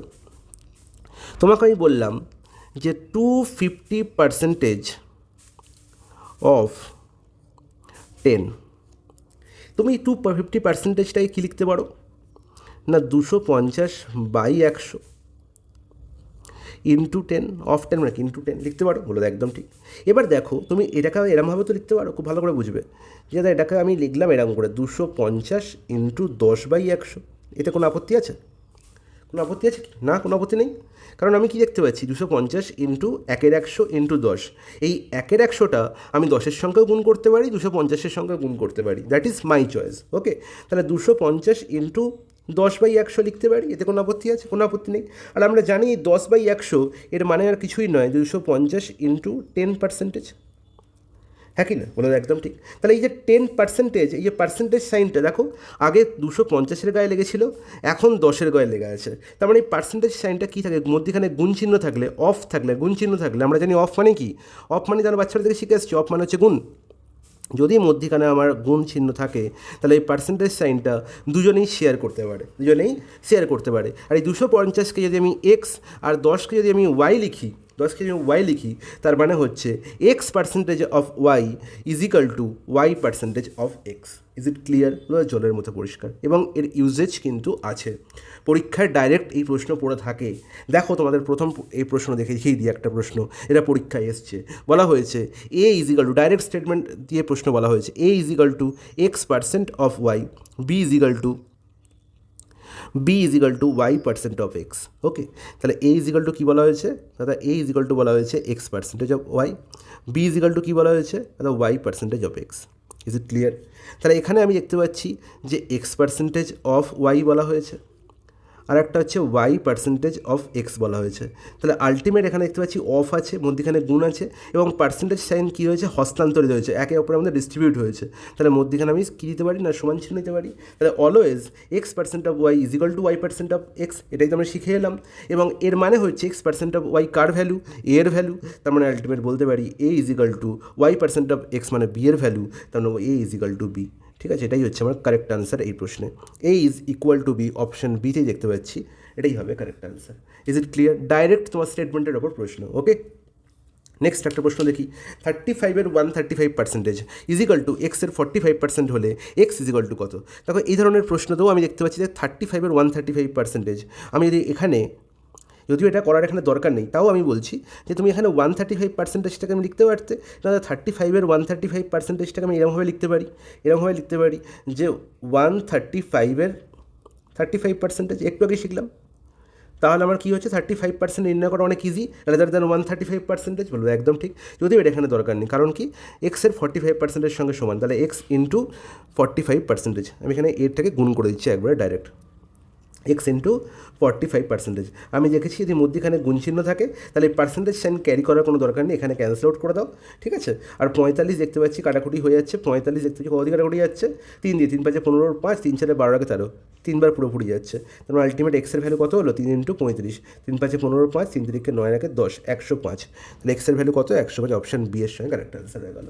Is it clear? তাহলে এখানে এটা ডিস্ট্রিবিউট করার কোনো দরকার নেই, কিন্তু দেখালাম তোমাদের যে যখন তোমরা দেখবে যে এরকম বড় একটা পার্সেন্টেজ এবং মধ্যখানে তার সঙ্গে একটা গুণ চিহ্ন আছে, এটা কী করতে পারে? ডিস্ট্রিবিউট করতে পারে, নিজেদের মধ্যে পার্সেন্টেজ সাইনকে কী করতে পারে? নিজেদের দরকার মতো যে কাউকে ধার দিতে পারে। ওকে, চলো এই নেক্সট টাইপ, যেখানে পার্সেন্টেজ ইনক্রিজ আর ডিক্রিজ নিয়ে কথাবার্তা বলবো। ওকে, দেখো বলছে 1 কিলোগ্রাম চায়ের মূল্য 25% বৃদ্ধি পেলে মূল্য বৃদ্ধি পায় 12 টাকা, তবে ওই চায়ের নতুন মূল্য কত? দারুণ একটা কনসেপ্ট এখানে লুকিয়ে আছে, খুব ভালো করে বুঝবে। যে এখানে হয়েছে কি, এখানে ইংলিশটার দিকে একটু বেশি নজর দেবে। এই যে ইনক্রিজেস বাই 25%, ইনক্রিজেস বাই 25% মানে হচ্ছে 25% বৃদ্ধি পেয়েছে। ঠিক আছে, একটা হয় ইনক্রিজেস বাই বা ইনক্রিজ বাই, আর একটা হচ্ছে ইনক্রিজ টু। ঠিক আছে, ইনক্রিজ বাই 25%, এর মানে হচ্ছে 25, একটা জিনিস ছিল, একটা সংখ্যা ছিল মানে সেটাকে 100% বলতে পারি সংখ্যাটাকে সবসময়, সেটা 25% বৃদ্ধি পেয়েছে, মানে প্লাস 25% হয়েছে। ওকে, এবার বলেছে ইনক্রিজেস টু 25%, এর মানে হচ্ছে সেটা ইনক্রিজ হয়ে 25% হয়েছে। তাহলে ইনক্রিজেস বাই 25% মানে যেটা আমার হবে সেটার সঙ্গে 25% আরও অ্যাড করতে হবে, আর ইনক্রিজ টু 25% মানে হচ্ছে সেটা হয়েছেই 25%, মানে ছিল 100%, সেটা বেড়ে 25% বাড়বে তো না, সেটা কমে যাবে আলটিমেট। যদি এটা ইনক্রিজ টু থাকে সেটা অবশ্যই 100 অপেক্ষা বেশি বলা থাকবে, এখানে 25% বলা থাকবে, এটা 125% বলা থাকবে, বা 135%, বা 145%। ঠিক আছে, যা হবে 100% অপেক্ষা বেশিই হবে। তাহলে ইনক্রিজ টু মানে বোঝা গেল, ইনক্রিজ টু মানে হচ্ছে কি সেটা বেড়ে কত হয়েছে, আর ইনক্রিজেস বাই মানে কতটা বেড়েছে। ঠিক আছে, ইনক্রিজেস বাই মানে কি আমাকে 100%-এর সঙ্গে অ্যাড করতে হবে, বা এক অংশের সঙ্গে অ্যাড করতে হবে। যদি ফ্র্যাকশানে অ্যাড করি, সাপোজ কি 25%-এর ফ্র্যাকশন ভ্যালু কত? 1/4, তার মানে 1/4 বেড়েছে, তাহলে বেড়ে কত হয়েছে না 1 + 1/4। যদি আমি ফ্র্যাকশানে অ্যাড করি তাহলে 1 প্লাস করতে হবে, যদি পার্সেন্টেজে অ্যাড করি তাহলে আমাকে 100-র সঙ্গে যোগ করতে হবে, 100% প্লাস 25% মানে 125%। তাহলে 125% বেড়ে হয়েছে, আর এখানে যদি ফ্র্যাকশানে বলি তাহলে 1 + 1/4 বেড়ে হয়েছে কত না 5/4। তাহলে এটাই হচ্ছে ইনক্রিজ বাই আর ইনক্রিজ টু এর মধ্যে ডিফারেন্স। ইনক্রিজ বাই মানে কতটা বেড়েছে, আর ইনক্রিজ টু মানে বেড়ে কতটা হয়েছে। I think it's clear to each and every one, বলবো একদম ঠিক, কোনো অসুবিধা নেই, জাস্ট তোমাদের একবার এটা ঝালাই করে দিলাম। এবার তোমরা দেখো দেখেই আনসার বলবে, যাতে এখানে দেখতে পাচ্ছি 1 কিলোগ্রাম চায়ের মূল্য 25% বৃদ্ধি পেলে মূল্য বৃদ্ধি পায় 12 টাকা। তার মানে দেখো 25% এখানেও বৃদ্ধি পেয়েছে, আর এখানেও এখানে টাকায় বলা হয়েছে 12 টাকা। তাহলে এখানেও বৃদ্ধি পেয়েছে, এখানেও ইনক্রিজ বাই, আর এখানেও ইনক্রিজ বাই, এদিকেও ইনক্রিজ বাই 25%, আর এদিকেও ইনক্রিজ বাই টাকায় 12 টাকা। তাহলে দুদিকেই যদি দেখতে পারি ইনক্রিজ বাই লেখা আছে, তাহলে আলটিমেট 25%এরই ভ্যালু হচ্ছে কত? 12 টাকা। Is it clear? কোনো অসুবিধা নেই। তাহলে but the new price of the tea, তাহলে নতুন প্রাইস জিজ্ঞাসা করে, খুব ভালো করে এটা চোখ দেবে যে চায়ের নতুন মূল্য জিজ্ঞাসা করা হয়েছে না পুরনো মূল্য। যদি বলতো পুরনো মূল্য, তাহলে পুরনো মূল্য ছিল 100%, ঠিক আছে, এটা হচ্ছে প্রিভিয়াস মূল্য। আর নতুন মূল্য কত? সেটা 25% বেড়েছে, মানে 100 প্লাস 25% মানে 125%-এর ভ্যালু মানে নির্ণয় করতে হবে। Is it clear? একদম জলের মতো পরিষ্কার। যদি বলতে এখানে 100%-এর ভ্যালু কত, তাহলে বলতে 25 × 100, তারপরে এখানে 4 × 12 = 48 টাকা। এটা হচ্ছে আমার পুরাতন মূল্য। নতুন মূল্য কিন্তু তা নয়, নতুন মূল্য হচ্ছে 125%। তাহলে 125%-এর ভ্যালু কত? এখানে 5 গুণ হয়েছে, 25কে 5 গুণ করলে 125 হয়। তাহলে আলটিমেট এখানেও 5 গুণ করতে হবে, তাহলে 12কে 5 গুণ করলে হবে কত? 60 টাকা। তো অপশান দেখো বি, দেখো দুটোই অপশান আছে, 48ও আছে 60ও আছে, খুব কেয়ারফুল। নেক্সট প্রশ্ন, একটি পেনের মূল্য 7.5% বৃদ্ধি পাওয়ায় মূল্য বৃদ্ধি পায় 15 টাকা, তবে ওই পেনের প্রকৃত মূল্য কত? দেখো এখানে প্রকৃত মূল্য, রিয়েল ভ্যালু, ঠিক আছে, ইনক্রিজ প্রাইস নয় কিন্তু। প্রকৃত মূল্য মানে 100%-এর ভ্যালু, আর ইনক্রিজ প্রাইস মানে হচ্ছে যেটা বর্তমান মূল্য বা বর্তমানে এটা হয়েছে বেড়ে, সেটা হচ্ছে কত না 7% বেড়ে হয়েছে, মানে 100 + 7%। মাথায় থাকবে বলো, একদম ঠিক। তাহলে 7.5%, 7.5%। তাহলে 7.5%-এর ভ্যালু বলা হয়েছে কত? দেখো এখানেও ইনক্রিজ বাই, এর পাশেও ইনক্রিজ বাই, আর এখানেও ইনক্রিজ বাই। 7.5% বৃদ্ধি পেয়েছে, আর অরিজিনাল মূল্য বৃদ্ধি পেয়েছে 15 টাকা, বেড়ে হয়নি কিন্তু, এটা বৃদ্ধি পেয়েছে। ওকে, তাহলে 7.5%-এর ভ্যালু হচ্ছে 15 টাকা। নির্ণয় করতে হবে কত? 100%-এর ভ্যালু। তাহলে এখানে দেখো খুব সহজে আমি বলতে পারি, আমি এখানে দেখো লক্ষ্য করো, 7.5-কে কত গুণ করলে 15 হয়? দুগুণ করলে। তাহলে এখানে দুগুণ করা হয়েছে, তাহলে এখানেও দুগুণ হবে, তার মানে 200 টাকা। বলো, ইজ ইট ক্লিয়ার? হ্যাঁ, একদম সোজা, ব্যাপারটা খুবই ইজি। তো এরমভাবে তো আগে ভাবিনি। নেক্সট প্রশ্ন, 200 টাকা কোথায় অপশানে আছে? Option B. নেক্সট প্রশ্ন, পারিশ্রমিক 25% বৃদ্ধি পাওয়ায় এক ব্যক্তির বর্তমান পারিশ্রমিক 25 টাকা, ঠিক আছে। তাহলে এখানে কিন্তু একটা increase by a person's current salary is ₹25 due to 25% increase in salary. Okay, তাহলে স্যালারি ইনক্রিজেস বাই 25%। তাহলে 25% স্যালারি বেড়েছে, আর স্যালারি বেড়ে হয়েছে 25 টাকা, এদেরও কিন্তু এক নয়। তাহলে আমি এখানে কিন্তু লিখতে পারবো না যে 25% = 25 টাকা, এটা কিন্তু একদম লিখতে পারবো না, ঠিক আছে। এখানে কী লিখতে পারবো? তো 25% এখানে তো কী হয়েছে না বৃদ্ধি পেয়েছে, তাহলে বেড়ে হয়েছে কত? তাহলে 100 + 25% ফ্র্যাকশানে, সরি পার্সেন্টেজে, তার মানে 125%। Is it clear? জলের মতো পরিষ্কার। তাহলে 125%-এর ভ্যালু কত বলা হয়েছে? তা বেড়ে হয়েছে কত? 25 টাকা। তাহলে আমরা নির্ণয় করতে হবে বৃদ্ধির পূর্বে ওই ব্যক্তির পারিশ্রমিক কত ছিল? বৃদ্ধির পূর্বে কত ছিল? 100%। তাহলে 100%-এর ভ্যালু নির্ণয় করতে হবে। তাহলে এখানে দেখতে পাচ্ছি 125-কে কত ভাগ করলে 25 হয়? 5 ভাগ করলে, বলবো একদম ঠিক। তাহলে এখানেও 100-কে 5 ভাগ করে দাও, করলে কত হয়ে যাবে? 20। তোমরা আগে করতে কীরকমভাবে? দাদা 125%-এর ভ্যালু 25 টাকা, তার মানে 25/125, 100%-এর ভ্যালু কত? ইন্টু 100। ওসব দিন শেষ, 25, 5-এ 100, 25, 5, 20, 100, ঠিক আছে। ওইসবভাবে এখন আর অঙ্ক করলে সময় অনেক যাবে, তোমাকে সরকারি চাকরি পরীক্ষায় তাড়াতাড়ি অঙ্ক করতে হবে। তো এরমভাবে অ্যাপ্রোচ করার চেষ্টা করো, তাদের এরমভাবে অ্যাপ্রোচ করবে, তাড়াতাড়ি তোমাদের লাইফ কী হবে? সরল হবে। ওকে, জটিল করবে না নিজের লাইফকে অযথা। দেখো ইনক্রিজ ডিক্রিজে আর একটা নতুন প্যাটার্ন। এখানে কী বলা হয়েছে? এর বেতন বি এর বেতনের থেকে 20% বেশি। এই লাইনটা থেকে আমি কী বুঝতে পারছি? দেখো তুলনা করা হচ্ছে কার সঙ্গে সেটা বুঝতে হবে। বি এর বেতনের সঙ্গে তুলনা করা হচ্ছে, বি এর বেতনের থেকে কার তুলনা করা হচ্ছে না এ এর বেতন। যার সঙ্গে তুলনা করা হবে তাকে যদি আমি 100% ধরে নিই, মানে বি এর বেতন যদি আমি 100% ধরে নিই বা 100 ধরি, তাহলে বলবো যে এর বেতন 20% বেশি। তাহলে বি এর বেতন 100% হলে এর বেতন কত হবে? বি এর বেতন অপেক্ষা 20% বেশি, মানে 100 + 20%। তারপরে আলটিমেট কত হয়ে গেল না 120%। এটাও বলতে পারি, ঠিক আছে। এটাও বলতে পারি আমি যে এই যে 20% আমার ফ্র্যাকশনটা, 20% আমার ভ্যালুটা বলা হয়েছে, তার জাস্ট ফ্র্যাকশন ভ্যালু নির্ণয় করবো। 20%-এর ফ্র্যাকশন ভ্যালু কত? দাও 5, 1/5। এই যে 1/5 ভগ্নাংশটি দেখতে পাচ্ছি, এই ভগ্নাংশের মধ্যেই সমস্ত তথ্য লুকিয়ে আছে। কি বলা হয়েছে না, আবার বলছি যে এর বেতন বি এর বেতনের অপেক্ষা 20% বেশি। তাহলে বি এর বেতনের সঙ্গে তুলনা করা হচ্ছে, যার সঙ্গে তুলনা করা হবে তার ভ্যালু আমরা ফ্র্যাকশনের নিচে পাবো, ভগ্নাংশের নিচে পাবো। তার মানে 5 হচ্ছে বি এর বেতন। ওকে, কী বলা হয়েছে? এর বেতন বি এর বেতন অপেক্ষা 20% বেশি। তাহলে ভগ্নাংশের মধ্যে এটা প্রকাশ করবে যে বি এর বেতন যদি 5 হয়, তাহলে এর বেতন হবে 1 বেশি বি অপেক্ষা। তার মানে বি এর ভ্যালু যদি 5 হয়, তাহলে এর বেতন কত হবে? 5 + 1 6। বোঝা গেল? তাহলে এটা হয়ে গেল আমার এর বেতন। তাহলে আমরা এখান থেকেও বলতে পারি ডাইরেক্ট, আর এরমভাবে আমি পার্সেন্টেজ দিয়েও বলতে পারি, কিন্তু আমি বলবো তোমরা এই জিনিসটাকে বুঝে নাও, ঠিক আছে? তাহলে আলটিমেট তোমরা এর বেতন আর বিয়ের বেতন বুঝে গেলে যে এর বেতন যখন 6 ইউনিট, বিয়ের বেতন তখন 5 ইউনিট। নির্ণয় করতে বলেছে বিয়ের বেতন এর বেতনের চেয়ে শতকরা কত কম। তাহলে দেখতে পাচ্ছি বিয়ের বেতন 5 হলে এর বেতন 6, তাহলে আলটিমেট বিয়ের বেতন কত কম? বিয়ের বেতন 6 - 5 1 কম। কে অপেক্ষা?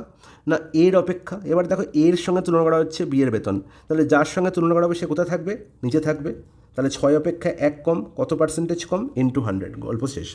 আর 1-এর 6 ইন্টু 100 মানে হচ্ছে কাটাকুটি করলে ওপরে হচ্ছে 50, নিচে হচ্ছে 3, 2 দিয়ে কাটাকুটি আছে, 50/3 মানে 16.2-3%, এবং সেটা কোথায় আছে? আচ্ছা এখানে একটু প্রিন্টিং মিস্টেক আছে, এটা 2-3 হয়ে যাবে, অপশান এ হয়ে যাবে correct answer. Is it clear? জলের মধ্যে পরিষ্কার। নেক্সট প্রশ্ন, দুটি সংখ্যা তৃতীয় সংখ্যার থেকে যথাক্রমে 8% এবং 32% বেশি, তাহলে কার সঙ্গে তুলনা করা হচ্ছে? তৃতীয় সংখ্যার সাথে। এই ধরনের প্রশ্নের ক্ষেত্রে ডাইরেক্ট আমি 100% দিয়ে কাজ করব। তাহলে তৃতীয় সংখ্যা থার্ড নাম্বার, এই থার্ড নাম্বারটি যদি 100 হয়, বলা হয়েছে দুটি সংখ্যা মানে প্রথম সংখ্যাটি 100 অপেক্ষা 8% বেশি, তার মানে 108 ডাইরেক্ট বলতে পারি এর ভ্যালু। আর সেকেন্ড নাম্বারটি থার্ড নাম্বার অপেক্ষা 32% বেশি, মানে এর ভ্যালু কত বলতে পারি? 132। Is it clear?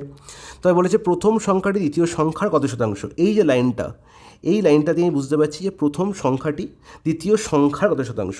তাহলে প্রথম সংখ্যাটি 108, দ্বিতীয় সংখ্যার মানে যার সঙ্গে তুলনা করা হচ্ছে সে নিচে থাকবে, যার সঙ্গে তুলনা করা হচ্ছে সে সবসময় নিচে থাকবে। তাহলে প্রথম সংখ্যাটি দ্বিতীয় সংখ্যার, তাহলে কার সঙ্গে তুলনা করা হচ্ছে? দ্বিতীয় সংখ্যার সঙ্গে, সে কোথায় আছে? নিচে আছে। তাহলে 108/132 ইন্টু 100 হয়ে যাবে কারেক্ট অ্যান্সার। কাটাকুটি যাচ্ছে কত দিয়ে? 4 দিয়ে কাটাকুটি যাচ্ছে, 4 দিয়ে দেখতে পাচ্ছি এখানে কত? 4×3 = 12, আর এখানে হচ্ছে আমার 4×3 = 12, 33, তাই তো? এখানে হচ্ছে আমার কত? 4কে দিয়ে 4 × 2 = 8, 4 × 7 = 3 দিয়ে আবার যাচ্ছে 11, এখানে হচ্ছে 9, তার মানে 900/11, 900/11%। 900/11% কোথায় আছে? Option B. ওকে। আর এখানে আরেকটা জিনিস আমার বলা আছে যে যদি তোমরা বাংলাটা না দেখে ইংলিশটা দেখো আরও ভালো বুঝতে পারবে যে what percentage of the second number is the first number. যখনই এই লাইনটা দেখব, of the second is the first, of the second is the first, তাহলে দেখো সেকেন্ড নাম্বারের আগে অফ লেগে আছে, যার গায়ে অফ লেগে থাকবে সে নিচে থাকবে, যার গায়ে ইজ লেগে থাকবে সে কোথায় থাকবে? না উপরে থাকবে। তাহলে উপরে ফার্স্ট নাম্বার থাকবে, নিচে সেকেন্ড নাম্বার থাকবে, ইন্টু 100 হয়ে যাবে আমার ডাইরেক্ট আনসার। এটা হচ্ছে যদি ইংলিশের দিকে দেখো তাহলে আমি বলবো এটা, ঠিক আছে? তাহলে সবসময় হবে কি? সবসময় আমার কনস্ট্রাকশনটা হবে এরকম যে is by of into 100। Okay, clear? তাহলে এটাও বুঝতে হবে আর এটাও বুঝতে হবে। নেক্সট প্রশ্ন। আচ্ছা নেক্সট যে কনসেপ্ট সেটা হচ্ছে ফিক্সড কনসেপ্ট। ফিক্সড কনসেপ্ট মানে কি? কোনো একটা জিনিসের দাম এত বেড়ে গেল, তাহলে কোনো একটা পরিবারের খরচ কত কমাতে হবে যাতে তার ফাইনাল খরচ বা কনজাম্পশন কত কমাতে হবে যাতে তার ফাইনাল খরচ সেম থাকে, এই টাইপগুলো, ঠিক আছে? অঙ্ক দিয়ে বুঝিয়ে দিচ্ছি। দেখো, চালের বাজার দাম 5% হ্রাস পাওয়ায় একটি পরিবারের খরচ না কমিয়ে দ্রব্যটির ব্যবহার কত বৃদ্ধি করতে হবে। তাহলে আমাকে কিন্তু খরচ একটা জিনিসকে কনস্ট্যান্ট রাখতে হবে, এটা হচ্ছে কি ফিক্সড রাখতে হবে। সেটা কি? সেটা যা খুশি হতে পারে। তাহলে এখানে হচ্ছে ফিক্সড কনসেপ্ট, আমি এর নাম দিচ্ছি ফিক্সড কনসেপ্ট। এই ধরনের প্রশ্ন সমাধান কী করে সেকেন্ডে করবো খুব ভালো করে বুঝবে। কোনো রকম কোনো ফর্মুলা, এখানে হাজার একটা ফর্মুলা দিয়ে পৃথিবীতে ভর্তি করা দেয়, কোনো ফর্মুলা দরকার নেই, খুব ভালো করে বুঝবে। চালের বাজার দাম 5% হ্রাস পেয়েছে। আচ্ছা বলো তো 5% হ্রাস পাওয়া এর মানে কি? 5%-এর ফ্র্যাকশন ভ্যালু, সবসময় ফ্র্যাকশন ভ্যালু দিয়ে কাজ করবো। 5% হ্রাস পাওয়া মানে হচ্ছে 5%-এর ফ্র্যাকশন ভ্যালু হচ্ছে 1/20, মানে 20 যদি তার আগে দাম থাকতো, ঠিক আছে, চালের বাজারে যদি 20 থাকতো, সেটা 1 কমেছে, তাহলে 1 কমে হয়েছে কত? না 20 - 1 না? বলবো দাদা একদম ঠিক। তাহলে 20 - 1 হয়েছে বর্তমানে। এটা হচ্ছে পূর্বেকার বাজার দর, এটা হচ্ছে বর্তমান বাজার দর, 20 - 1 19। তার মানে আমি বলতে পারি যে আগে বাজার দর যা ছিল, আগে বাজার দর যা ছিল এটা পূর্বের, বর্তমানে বাজার দর যা হয়েছে তাদের মধ্যে রিলেশান কি? রিলেশান হচ্ছে এটা, এখানে যদি আগে n টাকা বাজার দর ছিল, সেটা আলটিমেট কত হয়েছে? না সেটা আলটিমেট 19-এর 20 গুণ হয়েছে, হ্যাঁ কি না? 19-এর 20 গুণ করে সামথিং একটা হয়েছে, n ইন্টু 19-এর 20 হবে, বলবো দাদা একদম ঠিক। ঠিক আছে, তাহলে চালের বাজার দাম 5% হ্রাস পাওয়া এর মানে হচ্ছে চালের বাজার দাম কত হয়েছে, আমি এটাকেও এরকমও বলতে পারি যে আগে যদি আমার 100% বাজার দাম থাকতো, এখন সেটা কমেছে কত না 5% হয়েছে কত 95%। এটাও বলতে পারি, তাও গল্প একই। 100%-এর ফ্র্যাকশন ভ্যালু কত 1, 95%-এর ফ্র্যাকশন ভ্যালু কত 95/100, আর 95/100 মানে হচ্ছে 19/20। তাহলে যে জিনিসটার দাম ছিল n, সেটা আলটিমেট 19/20 গুণ হয়ে n ইন্টু 19/20 গুণ হয়েছে। এবার দেখো এটা আমি কি ইউজ করলাম, দাম। এবার আমার বলেছে যে একটি পরিবারের খরচ না কমিয়ে দ্রব্যটির ব্যবহার কত বৃদ্ধি করতে হবে।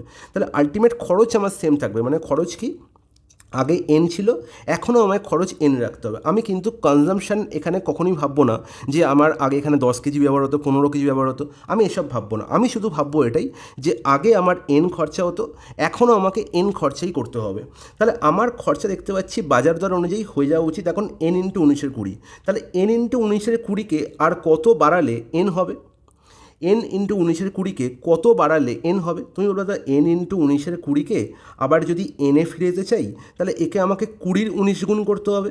তাহলে দেখো 20 ক্যান্সেল আউট হলো না, 19 ক্যান্সেল আউট হলো, তাহলে পড়ে রইলো n, বোঝা গেল? তাহলে আলটিমেট আবার যদি আমি কি করি না এনে ফিরে যেতে চাই, তাহলে পূর্বে আমি যত গুণ করছিলাম তার ঠিক উল্টো গুণ করতে হবে, মানে 19/20 গুণ করে n ইন্টু 19/20 পেয়েছি। এবার আমাকে পূর্বের অবস্থায় ফিরে যেতে গেলে, মানে আমাকে খরচ একই রাখতে গেলে সবসময় আগে যে ফ্র্যাকশান গুণ করেছিলাম তার ঠিক উল্টো ফ্র্যাকশান গুণ করতে হবে, মানে 20-র 19 গুণ করতে হবে, বোঝা গেল?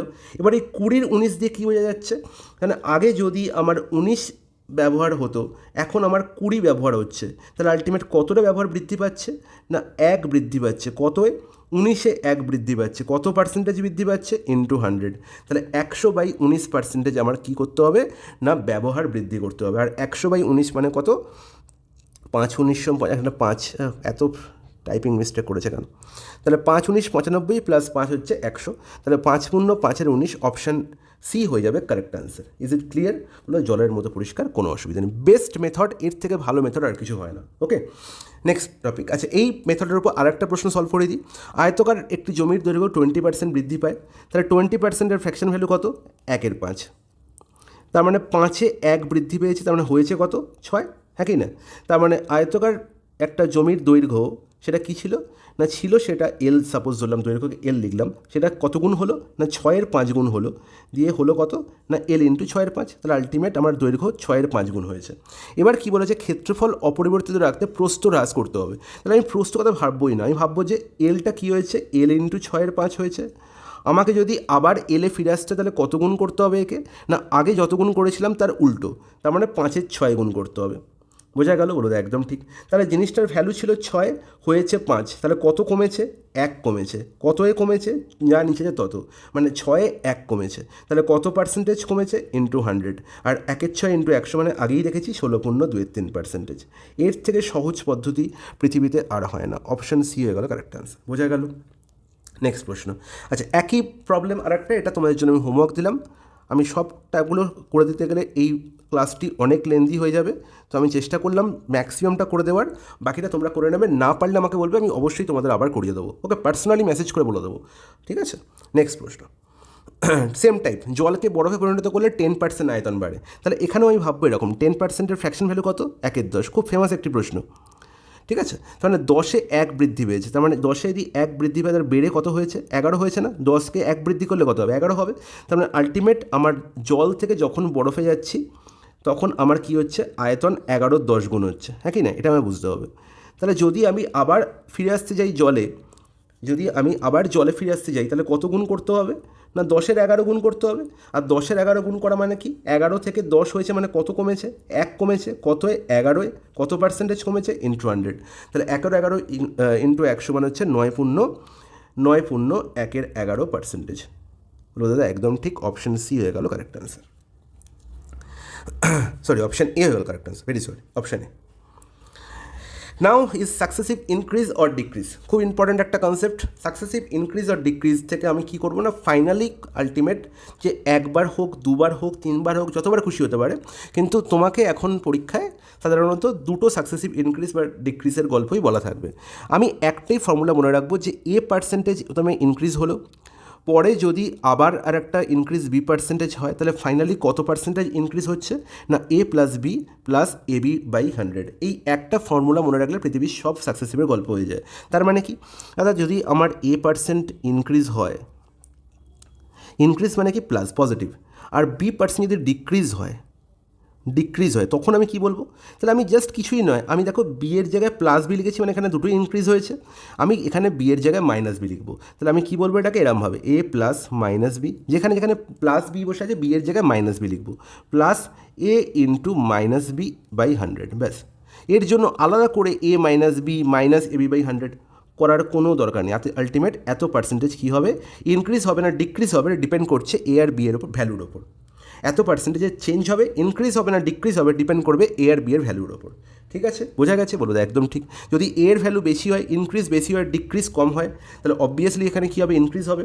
যদি এ এর ভ্যালু গ্রেটার দ্যান বি হয় তাহলে অবশ্যই এখানে কী হবে, ইনক্রিজ হয়, পজিটিভ ভ্যালু পাবো।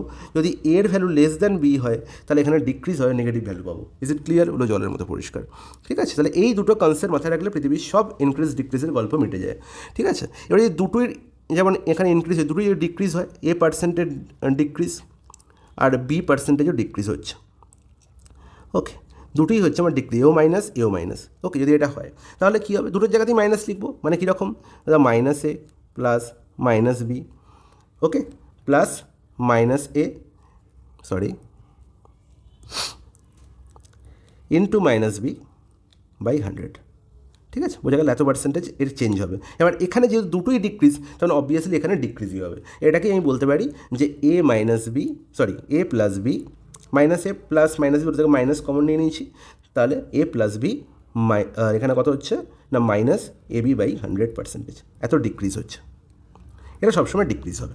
ঠিক আছে, এবার এখান থেকে আরেকটা ফর্মুলা উঠে আসে, যদি আমার এ পার্সেন্টেজ ইনক্রিজ আর আরেকটা ইনক্রিজ, সেম ইনক্রিজ এ পার্সেন্টেজ হয়, দুটো যদি সেম পার্সেন্টেজ ইনক্রিজ হয়, তখন আমি কী করবো? কিছুই নয়, আমি এ প্লাস বি এর জায়গায় এ প্লাস এ লিখবো, বি এর ভ্যালু তখন এ হয়ে গেছে, plus A into a by 100। এবং এখান থেকেই ফর্মুলাটা এরকম উঠে আসে যে দাদা এ প্লাস এ মানে 2a প্লাস এ ইন্টু এ মানে এ স্কোয়ার বাই 100। তাহলে এত পার্সেন্টেজ আমার ফাইনালি কী হবে, ইনক্রিজ হবে। এবার দেখো, যদি এখানে যদি এরকম ব্যাপার একটা থাকে যে এ পার্সেন্টেজ আমার ইনক্রিজ হলো এবং তারপরে আরেকটা এ পার্সেন্টেজ ডিক্রিজ হলো, ওকে, তাহলে যদি same percentage increase same percentage decrease হয় তাহলে টোটালের ওপর কখনোই কিন্তু এফেক্ট 0% হবে না। ওকে, তার মানে আলটিমেট তখন গল্পটা কী হবে না, তখন গল্পটা এরকম হবে, দাদা এ মাইনাস এ, এই তো প্লাস এ মাইনাসের জন্য কী হলো, মাইনাস এ হলো, আর এখানে আলটিমেট দেখো এখানে প্লাস এখানে মাইনাস, তার মানে আলটিমেট এখানেও মাইনাস হবে, minus a into a by 100 এত পার্সেন্টেজ। এবার দেখো এখানে এ মাইনাস এ তো 0 হয়ে যাবে, তাহলে এই মাইনাস সাইন প্রকাশ করছে কি, যে মাইনাস সাইন প্রকাশ করছে যে সেম পার্সেন্টেজ ইনক্রিজ আর সেম পার্সেন্টেজ ডিক্রিজ হলে আলটিমেট কী হয়, টোটালের ওপর আমার নেগেটিভই হয় বা টোটালের ওপর ডিক্রিজই হয়। কত ডিক্রিজ হয় না এ স্কোয়ার বাই 100%, এটা কিন্তু মাথায় রাখতে হবে। ওকে, তাই চলে যাই এবার প্রশ্নে ডাইরেক্ট। এবার প্রশ্ন করতে করতে আমরা অটোমেটিক বুঝে যাব যে একটি সংখ্যাকে প্রথমে 12% বাড়িয়ে পরে 12% হ্রাস করা হলে মোটের ওপর সংখ্যাটি কত হ্রাস পায়। এক্ষুনি বললাম এ স্কোয়ার বাই 100 ডাইরেক্ট, তাহলে এখানে আলটিমেট কী বলবো, আনসার হবে আমার এর ভ্যালু কত, এখানে 12, তার মানে 12 স্কোয়ার বাই 100, তার মানে 1.44% আমার কী হবে, ডিক্রিজ হবে। কোথায় আছে, অপশন সি। বোঝা গেল? নেক্সট প্রশ্ন, আয়তকার একটি ক্ষেত্রে দৈর্ঘ্য 10% বৃদ্ধি, প্রস্থ 4% হ্রাস করা হলো, তাহলে ক্ষেত্রফলের পরিবর্তন কী হবে? একদম ডাইরেক্ট আনসার আমার কি, A percent increase B percent decrease, তার মানে কি A minus B minus A B by 100। একটু আগে শিখেছি এত পার্সেন্টেজ হবে আমার, ইনক্রিজ হবে না ডিক্রিজ হবে, ডিপেন্ড করছে কি না বৃদ্ধি বেশি হচ্ছে না কম হচ্ছে, বৃদ্ধি বেশি হচ্ছে হ্রাস অপেক্ষা, তার মানে অবশ্যই বৃদ্ধি হবে। কত বৃদ্ধি হবে, 10 মাইনাস 4 6 মাইনাস 10 ইন্টু 4 বাই 100, তাহলে 6 মাইনাস 0.4 মানে 5.6%। সরি, এবার দেখো 5.6 এখানে নেই, তাহলে কাটাকুটি হচ্ছে কত, 6 মাইনাস 4 বাই 10 মানে হচ্ছে এখানে 2 বাই 5, তার মানে 5 6 30 মাইনাস 2 28 বাই 5, আর 28 বাই 5 মানে হচ্ছে কত, 5 পূর্ণ 3 5, 5 পূর্ণ 3 5% আমার কী হচ্ছে, বৃদ্ধি হচ্ছে। Option B. ওকে, একটি সংখ্যাকে প্রথমে 20% বাড়িয়ে পরে আবার 20% বাড়ালে সংখ্যাটি মোটের উপর কত পার্সেন্ট বাড়বে? একটু আগে দেখেছি কী হবে না 2a + a² / 100 যত পার্সেন্টেজ বাড়ছে সেটা দুবার সেম বাড়ছে, তার আলটিমেট 2 ইন্টু এর ভ্যালু কত 20 + 20² / 100, তার মানে 40 + 20² কত 400/100 মানে 4, তার মানে আলটিমেট 40 + 4 44%। Is it clear? জলের মতো পরিষ্কার। তাহলে এই কনসেপ্টের ওপর আর দুটো প্রশ্ন আছে, দেখে নাও। এবার যে প্রশ্নটা যে একটু অন্যরকম, বলছে প্রতি যাত্রায় বাস থেকে আয় 100 টাকা, ভাড়া 50% বাড়ানো হলো কিন্তু যাত্রী সংখ্যা 20% কমে গেলে প্রতি যাত্রার বর্তমান আয় কত হবে? তাহলে এখানে দেখো, এখানে আলটিমেট বাসের প্রতি যাত্রার ভাড়া বলা হয়েছে। প্রতি যাত্রা মানে একবার যদি বাসটা একটা ডেস্টিনেশনে, আমি বললাম যে বাসটা হাওড়া থেকে যাচ্ছে দীঘায়, ঠিক আছে, তাহলে হাওড়া থেকে দীঘায় যাচ্ছে, একবার সে যাত্রা করলে তার 100 টাকা আয় হয়, ঠিক আছে। এবার ভাড়া 50% বেড়েছে, যাত্রীর সংখ্যা 20% কমেছে, তাহলে প্রতি যাত্রার বর্তমান আয় কত? তাহলে এই 50% যে ভাড়া বাড়লো এবং 20% যে তোমার যাত্রীর সংখ্যা কমলো, তাহলে এদের সাকসেসিভ কত? তুমি বলো 50 বৃদ্ধি পেয়েছে, 20 হ্রাস পেয়েছে, মানে 50 - 20 -50 × 20/100 ডাইরেক্ট। তাহলে এদের সাকসেসিভ কত হলো না 50 - 20 30, আর 50 × 20/100 মানে হচ্ছে কত 10। তাহলে 30 - 10 কত হলো 20%। তাহলে 20% আলটিমেট কী হলো বা বৃদ্ধি পেলো, কারণ কি এখানে যেটা বৃদ্ধি পেয়েছে সেটা আলটিমেট হ্রাসের থেকে বড়। তাহলে 20% আমার বৃদ্ধি পেলে আমার আয় ছিল আগে 100, সেটা 20% বৃদ্ধি পেয়ে কত হবে না 120 হবে। হ্যাঁ কি না বলো? একদম ঠিক। কোথায় আছে? অপশন এ হয়ে গেল কারেক্ট অ্যান্সার। নেক্সট প্রশ্ন, চালের বাজার দাম 24% বৃদ্ধি পাওয়ায় একটি পরিবার দ্রব্যটি এমনভাবে ব্যবহার করে যাতে মাসে খরচ পূর্বের তুলনায় 8% বৃদ্ধি পায়। যদি পরিবারটি পূর্বের মাসে 31 কিলোগ্রাম চাল ব্যবহার করতেন, তবে বর্তমানে ব্যবহৃত চালের পরিমাণ কত? দারুণ একটা প্রশ্ন, ঠিক আছে। অনেক পরীক্ষায় এই প্রশ্ন একবার এলে একদম ছাত্রদের অবস্থা খারাপ হয়ে যায়, খুব ভালো করে বুঝবে। ওই চালের বাজার দাম 24% বৃদ্ধি পাওয়ায় একটি পরিবারের দ্রব্যটি এমনভাবে ব্যবহার করলো যাতে তার মাসে খরচ পূর্বের তুলনায় 8% বৃদ্ধি পায়। তাহলে বোঝা গেল এর মানে কি? যে জিনিসটার দাম ছিল 100 ধরলাম বাজার দাম চালের, সেটা আলটিমেট 24% বৃদ্ধি পেয়েছে, মানে 124 হয়েছে। তাহলে আমি ধরলাম আগে 1 কেজি ব্যবহার হতো, সেই 1 কেজির দাম আগে ছিল 100, আর এখন এই 1 কেজির দামই কত হয়ে গেছে না 124। বোঝা গেল? বলো একদম ঠিক। এবার দেখো, কিন্তু দ্রব্যটিকে ব্যবহার করছে এমন হবে, নিশ্চিত দ্রব্যের ব্যবহার সে কমিয়েছে এবং কমিয়ে আলটিমেট এতটা ব্যবহার করছে, জানি না কত ব্যবহার করছে, যতটা ব্যবহার করছে তার জন্য তার আলটিমেট বৃদ্ধি হয়েছে 8%। তাহলে আমার 100 জিনিসটার দাম ছিল সেটা 124 হয়েছে। 124 আমার সংসার চালানোর মতো খরচ পকেটে নেই, আমি 8% বৃদ্ধি করতে পারি, তার মানে 108% মানে 108। তাহলে 8% ডাইরেক্ট 100-এর উপর বার করলে 8 বৃদ্ধি পাবে, তাহলে 8 বৃদ্ধি পেয়ে হবে কত 108। তাহলে আমার পকেটে 108 টাকা আছে, আমি 108 টাকা কী করতে পারি না 108 টাকা আমি খরচ করতে পারি। তাহলে আগে 100 টাকা খরচ হচ্ছিল, তখন 1 কেজি জিনিস ব্যবহার হচ্ছিল, এখন 1 কেজি জিনিস ব্যবহার করলে 124 টাকা খরচ হয়, কিন্তু আমি 108 টাকা খরচ করতে পারবো। তাহলে আমি 108 টাকায় কত কেজি পাবো? দেখো, আমায় বলা হয়েছে যে যদি পরিবারটি পূর্বের মাসে 31 কিলোগ্রাম চাল ব্যবহার করে, তার মানে 1 কেজির জায়গায় বলা হয়েছে 31 কিলোগ্রাম। হ্যাঁ কি না বলবো দাদা? একদম ঠিক। তাহলে 124 টাকা যদি খরচ করি বর্তমানে, তাহলে আমি 31 কেজি কী পাই না জিনিস পাই, কিন্তু আমার কাছে 108 টাকাই আছে। আমি কত কেজি জিনিস ব্যবহার করতে পারবো না অবশ্যই 31 অপেক্ষা কম, সেটা কত হবে 31/124 × 108। তাহলে এখানে কাটাকুটি হচ্ছে কত না, এখানে দেখতে পাচ্ছি 4 গুণ পুরোপুরি যাচ্ছে, বা ভদ্র। তাহলে 4 দুগুণে 8, 4 7 28, তার মানে 27 কেজি জিনিসই ব্যবহার করতে পারবো। অপশান ডি হয়ে যাবে কারেক্ট আনসার। বোঝা গেছে? এগুলো খুব সুন্দর বোঝা গেছে, কোনো অসুবিধা নেই, ঠিক আছে। সেম কনসেপ্ট ব্যবহার করে এই প্রশ্নটা তোমাদের আমি হোমওয়ার্ক দিলাম, ওকে। আচ্ছা চলো এই প্রশ্নটা করিয়ে দিই, তোমাদের হোমওয়ার্ক দিচ্ছি না। গমের বাজার দাম 40% বৃদ্ধি পাওয়ায় একটি পরিবার ওই দ্রব্যটির ব্যবহার 25% বৃদ্ধি পায়, তবে নতুন খরচ ও পূর্বের খরচের অনুপাত কত? দেখো দারুণ একটা প্রশ্ন। বলছে গমের বাজার দাম 40% বৃদ্ধি পেয়েছে, বাজার দর বৃদ্ধি পেয়েছে, তাহলে আলটিমেট বাজার দর 40% বৃদ্ধি পাওয়া মানে 100 জিনিস এখন 140-এ বিক্রিতে হচ্ছে। হ্যাঁ কি না? 100 জিনিস এখন 140-এ বিক্রি হচ্ছে। আর এটাকে যদি আমি ছোটো করে লিখতাম, আমি এটাকে এরকমভাবে বলতে পারতাম যে 40%-এর ফ্র্যাকশন ভ্যালু কত না, 40%-এর ফ্র্যাকশন ভ্যালু হচ্ছে 2-এর 5, হ্যাঁ কি না?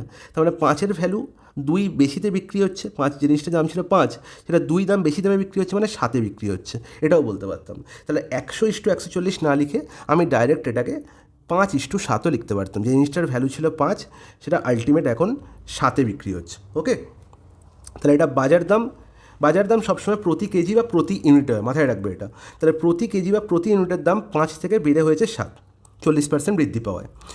এবার কী করলো পরিবার? ওই দ্রব্যটির ব্যবহার 25% বৃদ্ধি করলো। তাহলে পরিবার কী করলো? বৃদ্ধি করলো ব্যবহার। তার মানে কি 25% বৃদ্ধি পাওয়া মানে কি?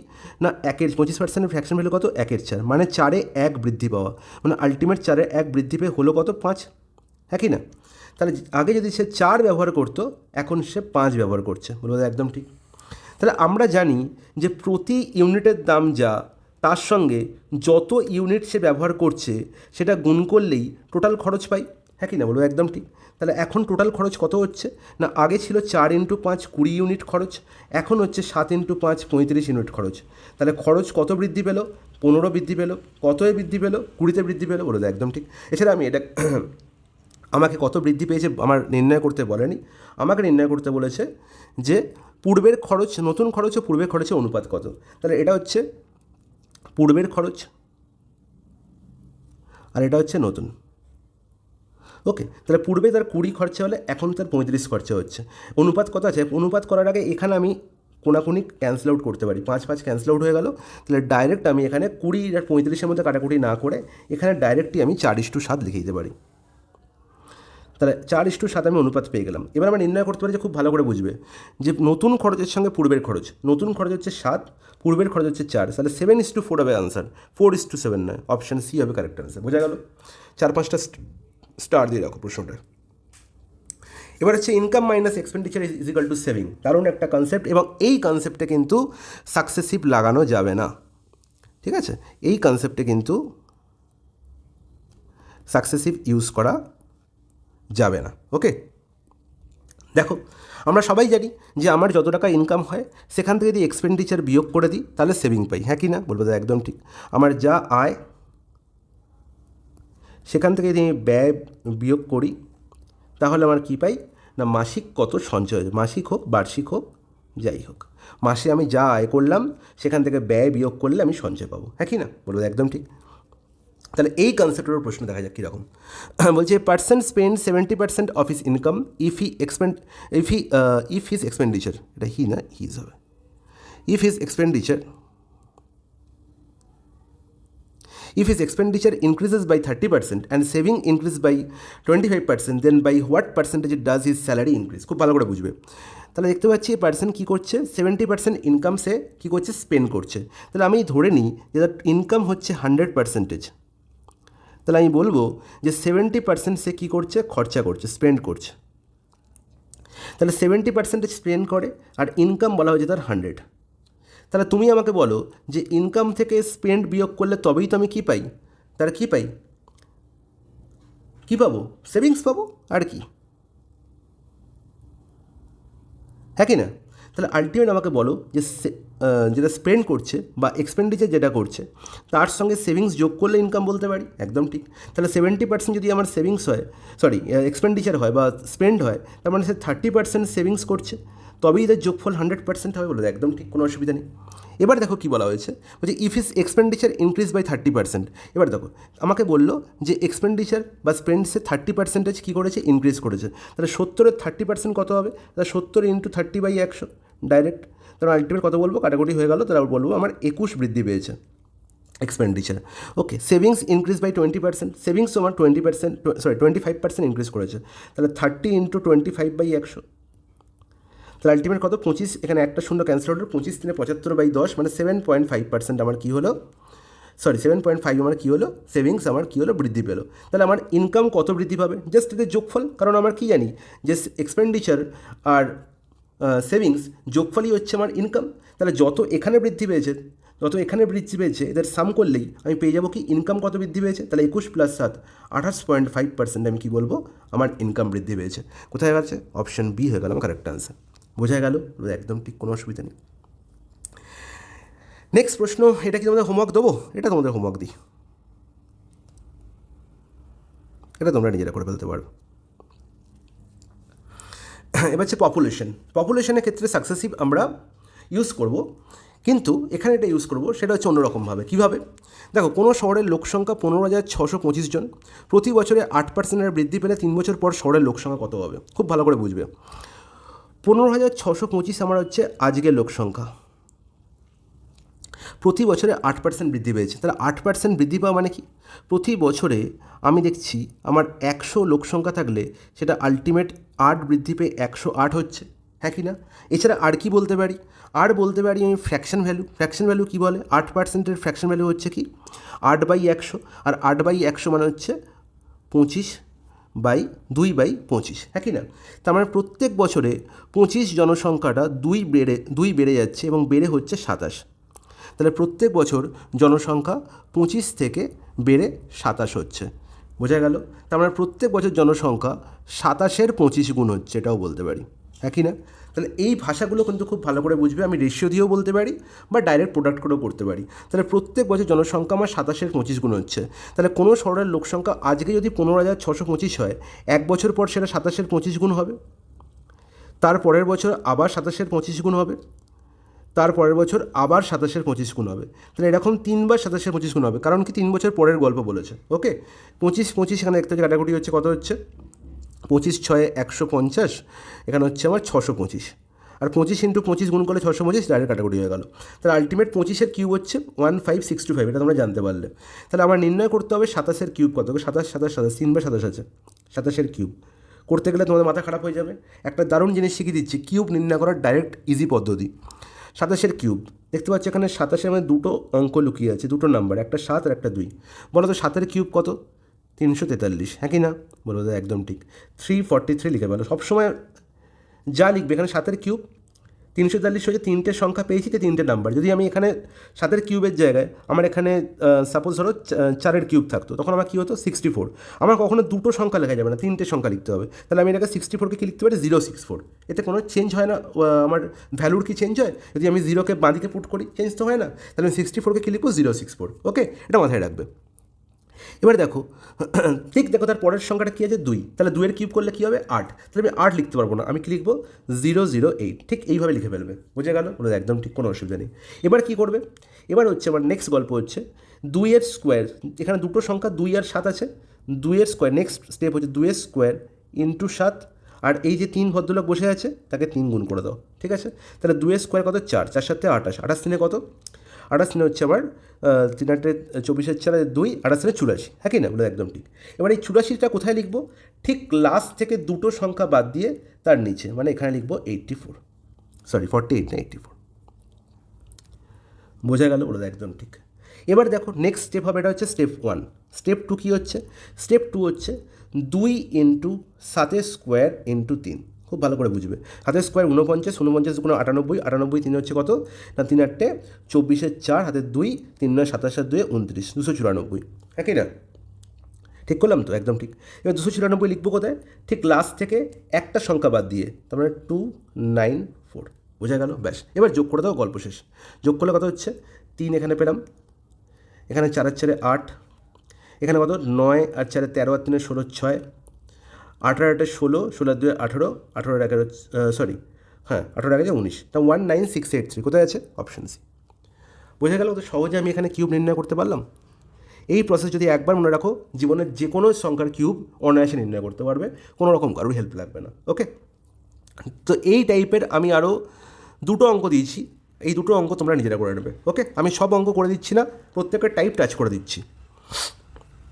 নেক্সট টাইপ হচ্ছে পাস অর ফেল, অত্যন্ত ইম্পর্ট্যান্ট একটা টাইপ এবং লাস্ট টাইপ। ওকে, কী করে পাস আর ফেলের অঙ্ক করবো? খুব ভালো করে বুঝবে। বলেছে কোনো পরীক্ষায় পাস নম্বর হচ্ছে 16%। খুব ভালো কথা, মানে 100-র মধ্যে 16 পেলেই পাস করে যাই। কোনো পরীক্ষার্থী 55 নম্বর পেয়ে 25 নম্বরের জন্য ফেল করে। খুব ভালো কথা, তার মানে কি 55 নম্বর সে পেয়েছে, আর যদি সে 25 নম্বর পেয়ে যেত তাহলেই সে পাস করে যেত, মানে হচ্ছে 80 নম্বর পেলে সে পাস করতো, হ্যাঁ কি না? আর আমি পাসিং পার্সেন্টেজ কত বলেছি? 16%।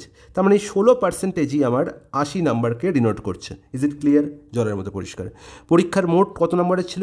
100 নম্বরের পরীক্ষা, তার মানে 100%-এর ভ্যালু নির্ণয় করতে হবে, হ্যাঁ কি না? কত নম্বরের পরীক্ষা, সেই নাম্বারটা সবসময় 100%, টোটাল সবসময় 100%। তাহলে 100%-এর ভ্যালু কত? 16%-এর ভ্যালু 80 হয়, 16কে কত গুণ করলে 80 হয়? 5 গুণ করলে। তাহলে 100কে 5 গুণ করলে কত হবে দাদা? 500। হতে আছে অপশান বি। নেক্সট প্রশ্ন, পরীক্ষায় একজন ছাত্র 39% নাম্বার পেয়ে 58 নম্বরের জন্য ফেল করে। তার মানে কি? যদি 39%, এই অঙ্কটা আমি অলরেডি প্র্যাকটিসেরও করেছি, 39% নাম্বার পেত, তাহলে সে পাস করতো না। 39 নাম্বার পেয়ে 58 নম্বরের জন্য ফেল করে, মানে 39% পেয়েছে, তার সঙ্গে যদি আর 58 নম্বর এক্সট্রা পেত তাহলে সে পাস করে যেত। ওকে, এবার দেখতে পাচ্ছি অপর একজন ছাত্র 55% নাম্বার পেয়েছে, সে 55% নাম্বার পেয়েছে। ওকে, কিন্তু 55 নাম্বার পাস পেয়েও সে 5 নম্বরের জন্য 22 নম্বর বেশি পেয়ে গেছে, 5 নম্বর অপেক্ষা 22 নম্বর সে এক্সট্রা পেয়ে গেছে। তাহলে এখান থেকে যদি 22 বিয়োগ করে দিই তাহলে আমি পেয়ে যাবো কি? Passing marks. তাহলে আলটিমেট এই যে 39%, এর সঙ্গে কিন্তু 58 যোগ করতে পারবো না, কারণ এই পার্সেন্টেজের সংখ্যা 55%, এর সঙ্গে কিন্তু এর থেকে আমি 22 বিয়োগ করতে পারবো না। তাহলে আমি কি বলেছিলাম? এটা করবো এরকমভাবে যে দাদা এই 39% আর 55%, এদের মধ্যে গল্পটা কী হবে? না, এদের মধ্যে আলটিমেট গল্পটা হচ্ছে এরকম যে 55% আর 39%-এর ডিফারেন্স যা, 59 আর 39%-এর ডিফারেন্স যা, মানে 16%, এই 16%-এর ভ্যালু হচ্ছে 58 আর 22-এর সাম। তাই 58 আর 22-এর সাম কত দাদা? 80। তাহলে 16% আলটিমেট 80 কাটি নোট করছে। 100% কত? এক্ষুনি আমি করেছি একটু আগে, দ্যাট ইজ 500। তাহলে যারা বুঝতে পারোনি তারা আরেকবার বুঝবে। 39% নাম্বার সে পেয়েছে, 58 নম্বর আর পেতে হতো তবে সে পাস করতো। তার মানে এই টোটালটা হচ্ছে আমার passing marks. 39% of total number, আমি এন ধরতে পারি, আমি এখানে এন লিখছি না, এনকে অমিট করে দিচ্ছি। তাহলে এন এখানেও আমার লিখতে হতো যে টোটাল এন নাম্বারের পরীক্ষা হলে তার 55% পেত, এবং সেখানে সে 22 নম্বর অতিরিক্ত পেয়েছে। তাহলে 22 বিয়োগ করতে হবে, তবে এখানেও কী পাবো? না পাসিং মার্কস পাবো, এটাও পাসিং মার্কস। আর বোথ পরীক্ষা তো একটাই পরীক্ষা, দুটোর ক্ষেত্রে পাসিং মার্কস সেম হবে, তাই মধ্যিখানে আমি সমান চিহ্ন আমি দিয়েছি। এবার যদি এন দুটোকে এক জায়গায় নিয়ে যাই তাহলে আমি কী বলবো? না n into 55% minus n into 39% is equal to 22 উপরে গেলে কী হবে? যোগ হবে। তাহলে 58 প্লাস 22, এবং সেই জন্যই করেছি কি 55 39-এর ডিফারেন্স কত? 16% ইজিক্যাল টু 80। তাহলে 100% কত? 500-এর সঙ্গে সমান। তাহলে যখন এই ধরনের প্রশ্ন দেখব আমি পার্সেন্টেজ সাইন যার পাশে লেগে আছে তাদের আমি কি করব? ডিফারেন্স করব। ডিফারেন্স কত হচ্ছে? 16%। আর যত নম্বর এখানে কম পেয়েছে আর যত নম্বর এখানে অতিরিক্ত পেয়েছে তাদের সাম করব। তাহলে 58 আর 22-এর সাম কত? দ্যাট ইজ হচ্ছে 80। তাহলে 16% 80-র সঙ্গে সমান 100%-এর ভ্যালু কী হবে? সেটাই হয়ে যাবে আমার টোটাল মার্ক, কত নম্বরের পরীক্ষা হয়েছিল। Is it clear? ওই জলের মতো পরিষ্কার। নেক্সট প্রশ্ন, বার্ষিক পরীক্ষায় একটি শ্রেণীর 80% ছাত্রছাত্রী ইংরেজিতে পাশ করে, 85% ছাত্রছাত্রী গণিতে পাশ করে, এবং 75% জন ছাত্রছাত্রী উভয় বিষয়ে পাশ করে। ওকে, যদি মোট 40 জন ছাত্রছাত্রী উভয় বিষয়ে ফেল করে থাকে তাহলে ওই শ্রেণীতে মোট ছাত্রীর সংখ্যা কত? দারুণ একটা প্রশ্ন, এবং এখানে আমরা ম্যাক্সিমাম ভেন ডায়াগ্রাম ইউজ করে থাকি। ভেন ডায়াগ্রাম কীভাবে ইউজ করি একটু দেখে নাও। দেখো, আমরা হচ্ছে এই একটা বক্স আঁকি, এই বক্সের মধ্যে সব ছাত্রছাত্রীরা বসে আছে, এটা হচ্ছে আমার ক্লাসরুম। এর মধ্যে সমস্ত ছাত্রছাত্রী, মানে 100%-এর ছাত্রছাত্রী এর মধ্যেই বসে আছে। ওকে, এবার আমার কথা হচ্ছে এই বক্সের মধ্যে দুটো গোল্লা এঁকেছি, এই গোল্লার মধ্যে আছে যারা পাস করেছে, আর যারা বাইরে আছে, গোল্লার বাইরে যারা আছে তারা হচ্ছে ফেল করেছে। ওকে, আর এই দুটো গোল্লা যেখানে ইন্টারসেক্ট করেছে, এই যে রিজিয়নটা, এই জায়গাটা হচ্ছে তারা বসে আছে যারা উভয় বিষয়ে পাস করেছে। কী কী বিষয় আছে? ইংরেজি আর হচ্ছে গণিত। তাহলে সেই দুটো বিখ্যাত সাবজেক্ট ইংলিশ আর ম্যাথ। তাহলে ইংলিশ আর ম্যাথে দেখতে পাচ্ছি যে 80% ছাত্রছাত্রী ইংরেজিতে কী করেছে? পাস করেছে। আর 85% দেখতে পাচ্ছি কিসে পাস করেছে? না গণিতে পাস করেছে। আর উভয় বিষয়ে পাস করেছে 75, তার মানে এই জায়গায় বসে আছে 75%। তাহলে টোটাল পাস কী করে নির্ণয় করবো? সবসময় মনে রাখবে টোটাল কত পার্সেন্টেজ পাস করেছে। এটা নির্ণয় করার জন্য আমায় কী করতে হবে? এই যে কোনো একটা, মানে ম্যাথ অথবা ইংলিশ থেকে যে কোনো একটা থেকে আমায় কী করতে হবে? না উভয় বিষয়কে একবার বাদ দিতে হবে। তার মানে এই গল্পটা এরকম হবে। আমি যদি ম্যাথ থেকে উভয় বিষয়টাকে একবার বাদ দিয়ে দিই তাহলে ব্যাপারটা এরকম হলো না? বলবো একদম ঠিক। তাহলে আলটিমেট এবার দেখো, এবার যে পজিশনটা পড়ে রইলো, এটা ভুল বললাম আমি এখানে একটা, সেটা হচ্ছে আমি এই যে বাদ দিয়েছি, এটা কোত্থেকে বাদ দিয়েছি, আমি বাদ দিয়েছি এই পোর্শন থেকে। এই পোর্শনটা তো ইংলিশের, তাহলে ইংলিশ থেকে আমি একবার উভয় বিষয়টাকে বাদ দিয়ে দিয়েছি। তাহলে বাকি যেটা পড়ে আছে ইংলিশের, কত অংশ পড়ে আছে, তাহলে 80% যে টোটাল ইংলিশে আমার দেখতেছিলাম পাস ছিল, এখান থেকে উভয় বিষয় মানে 75% একবার বাদ দিয়েছি। তাহলে পড়ে আছে কত, 5%। আর কি পড়ে আছে, টোটাল ম্যাথ পড়ে আছে, মানে 85 পড়ে আছে। ব্যাস, তাহলে এই হচ্ছে আমার টোটাল পাস। ঠিক আছে, টোটাল পাস কত হলো, 80 - 75, 5% প্লাস 85%, মানে হচ্ছে আমার 90% হচ্ছে টোটাল পাস করেছে। তাহলে 100%-এর মধ্যে 90% টোটাল পাস করে গেছে। তাহলে ফেল কারা আছে, 10%। বলবো দাদা একদম ঠিক। আর এখানে বলা হয়েছে মোট 40 জন ছাত্র যে উভয় বিষয়ে ফেল করে, তার মানে আলটিমেট 10%-এর ভ্যালুই বলো, কত বলা হয়েছে, 40। নির্ণয় করতে হবে কি না, নির্ণয় করতে হবে আমাকে যে শ্রেণীতে মোট ছাত্রদের সংখ্যা, মানে 100%-এর ভ্যালু। আর 100%-এর ভ্যালু কত হবে, 10 থেকে 100 হয়েছে, মানে 10 গুণ, তাহলে এখানে 10 গুণ করে দেবো, 400। অপশান সি হয়ে যাবে কারেক্ট অ্যান্সার। এখানে আরেকটা কথা বলে দিই, টোটাল পাস তুমি যেমন এখানে 80 থেকে 75 বিয়োগ করে 85 যোগ করে করলে, এটা আর অন্যটাও করতে পারতে। অন্যটা কি, অন্যটা হচ্ছে আমি যখন উভয় বিষয়টা ইংলিশ থেকে বাদ দিলাম, উভয় বিষয়টা আমি ম্যাথ থেকেও বিয়োগ করতে পারতাম। তখন ব্যাপারটা কী হতো, তখন ব্যাপারটা এরকম হতো, ভালো করে বুঝবে। তখন হতো 85% - 75% প্লাস কী হতো, পুরো ইংলিশ মানে 80%। গল্প একই, 5% প্লাস 10% প্লাস 80%, 10% প্লাস 80%। আনসার কিন্তু 90%-ই আসবে, যেদিক থেকেই তুমি দেখো। ঠিক আছে, চলো নেক্সট প্রশ্ন। আচ্ছা, নেক্সট প্রশ্ন আমি তোমাদের জন্য ছাড়লাম, একই গল্প একই কনসেপ্ট, এটা তোমাদের হোমওয়ার্ক রইল। ওকে, এটা তোমরা আমাকে করবে, আনসার বলবে। তাহলে এই ছিল আমার টোটাল পার্সেন্টেজের কনসেপ্ট।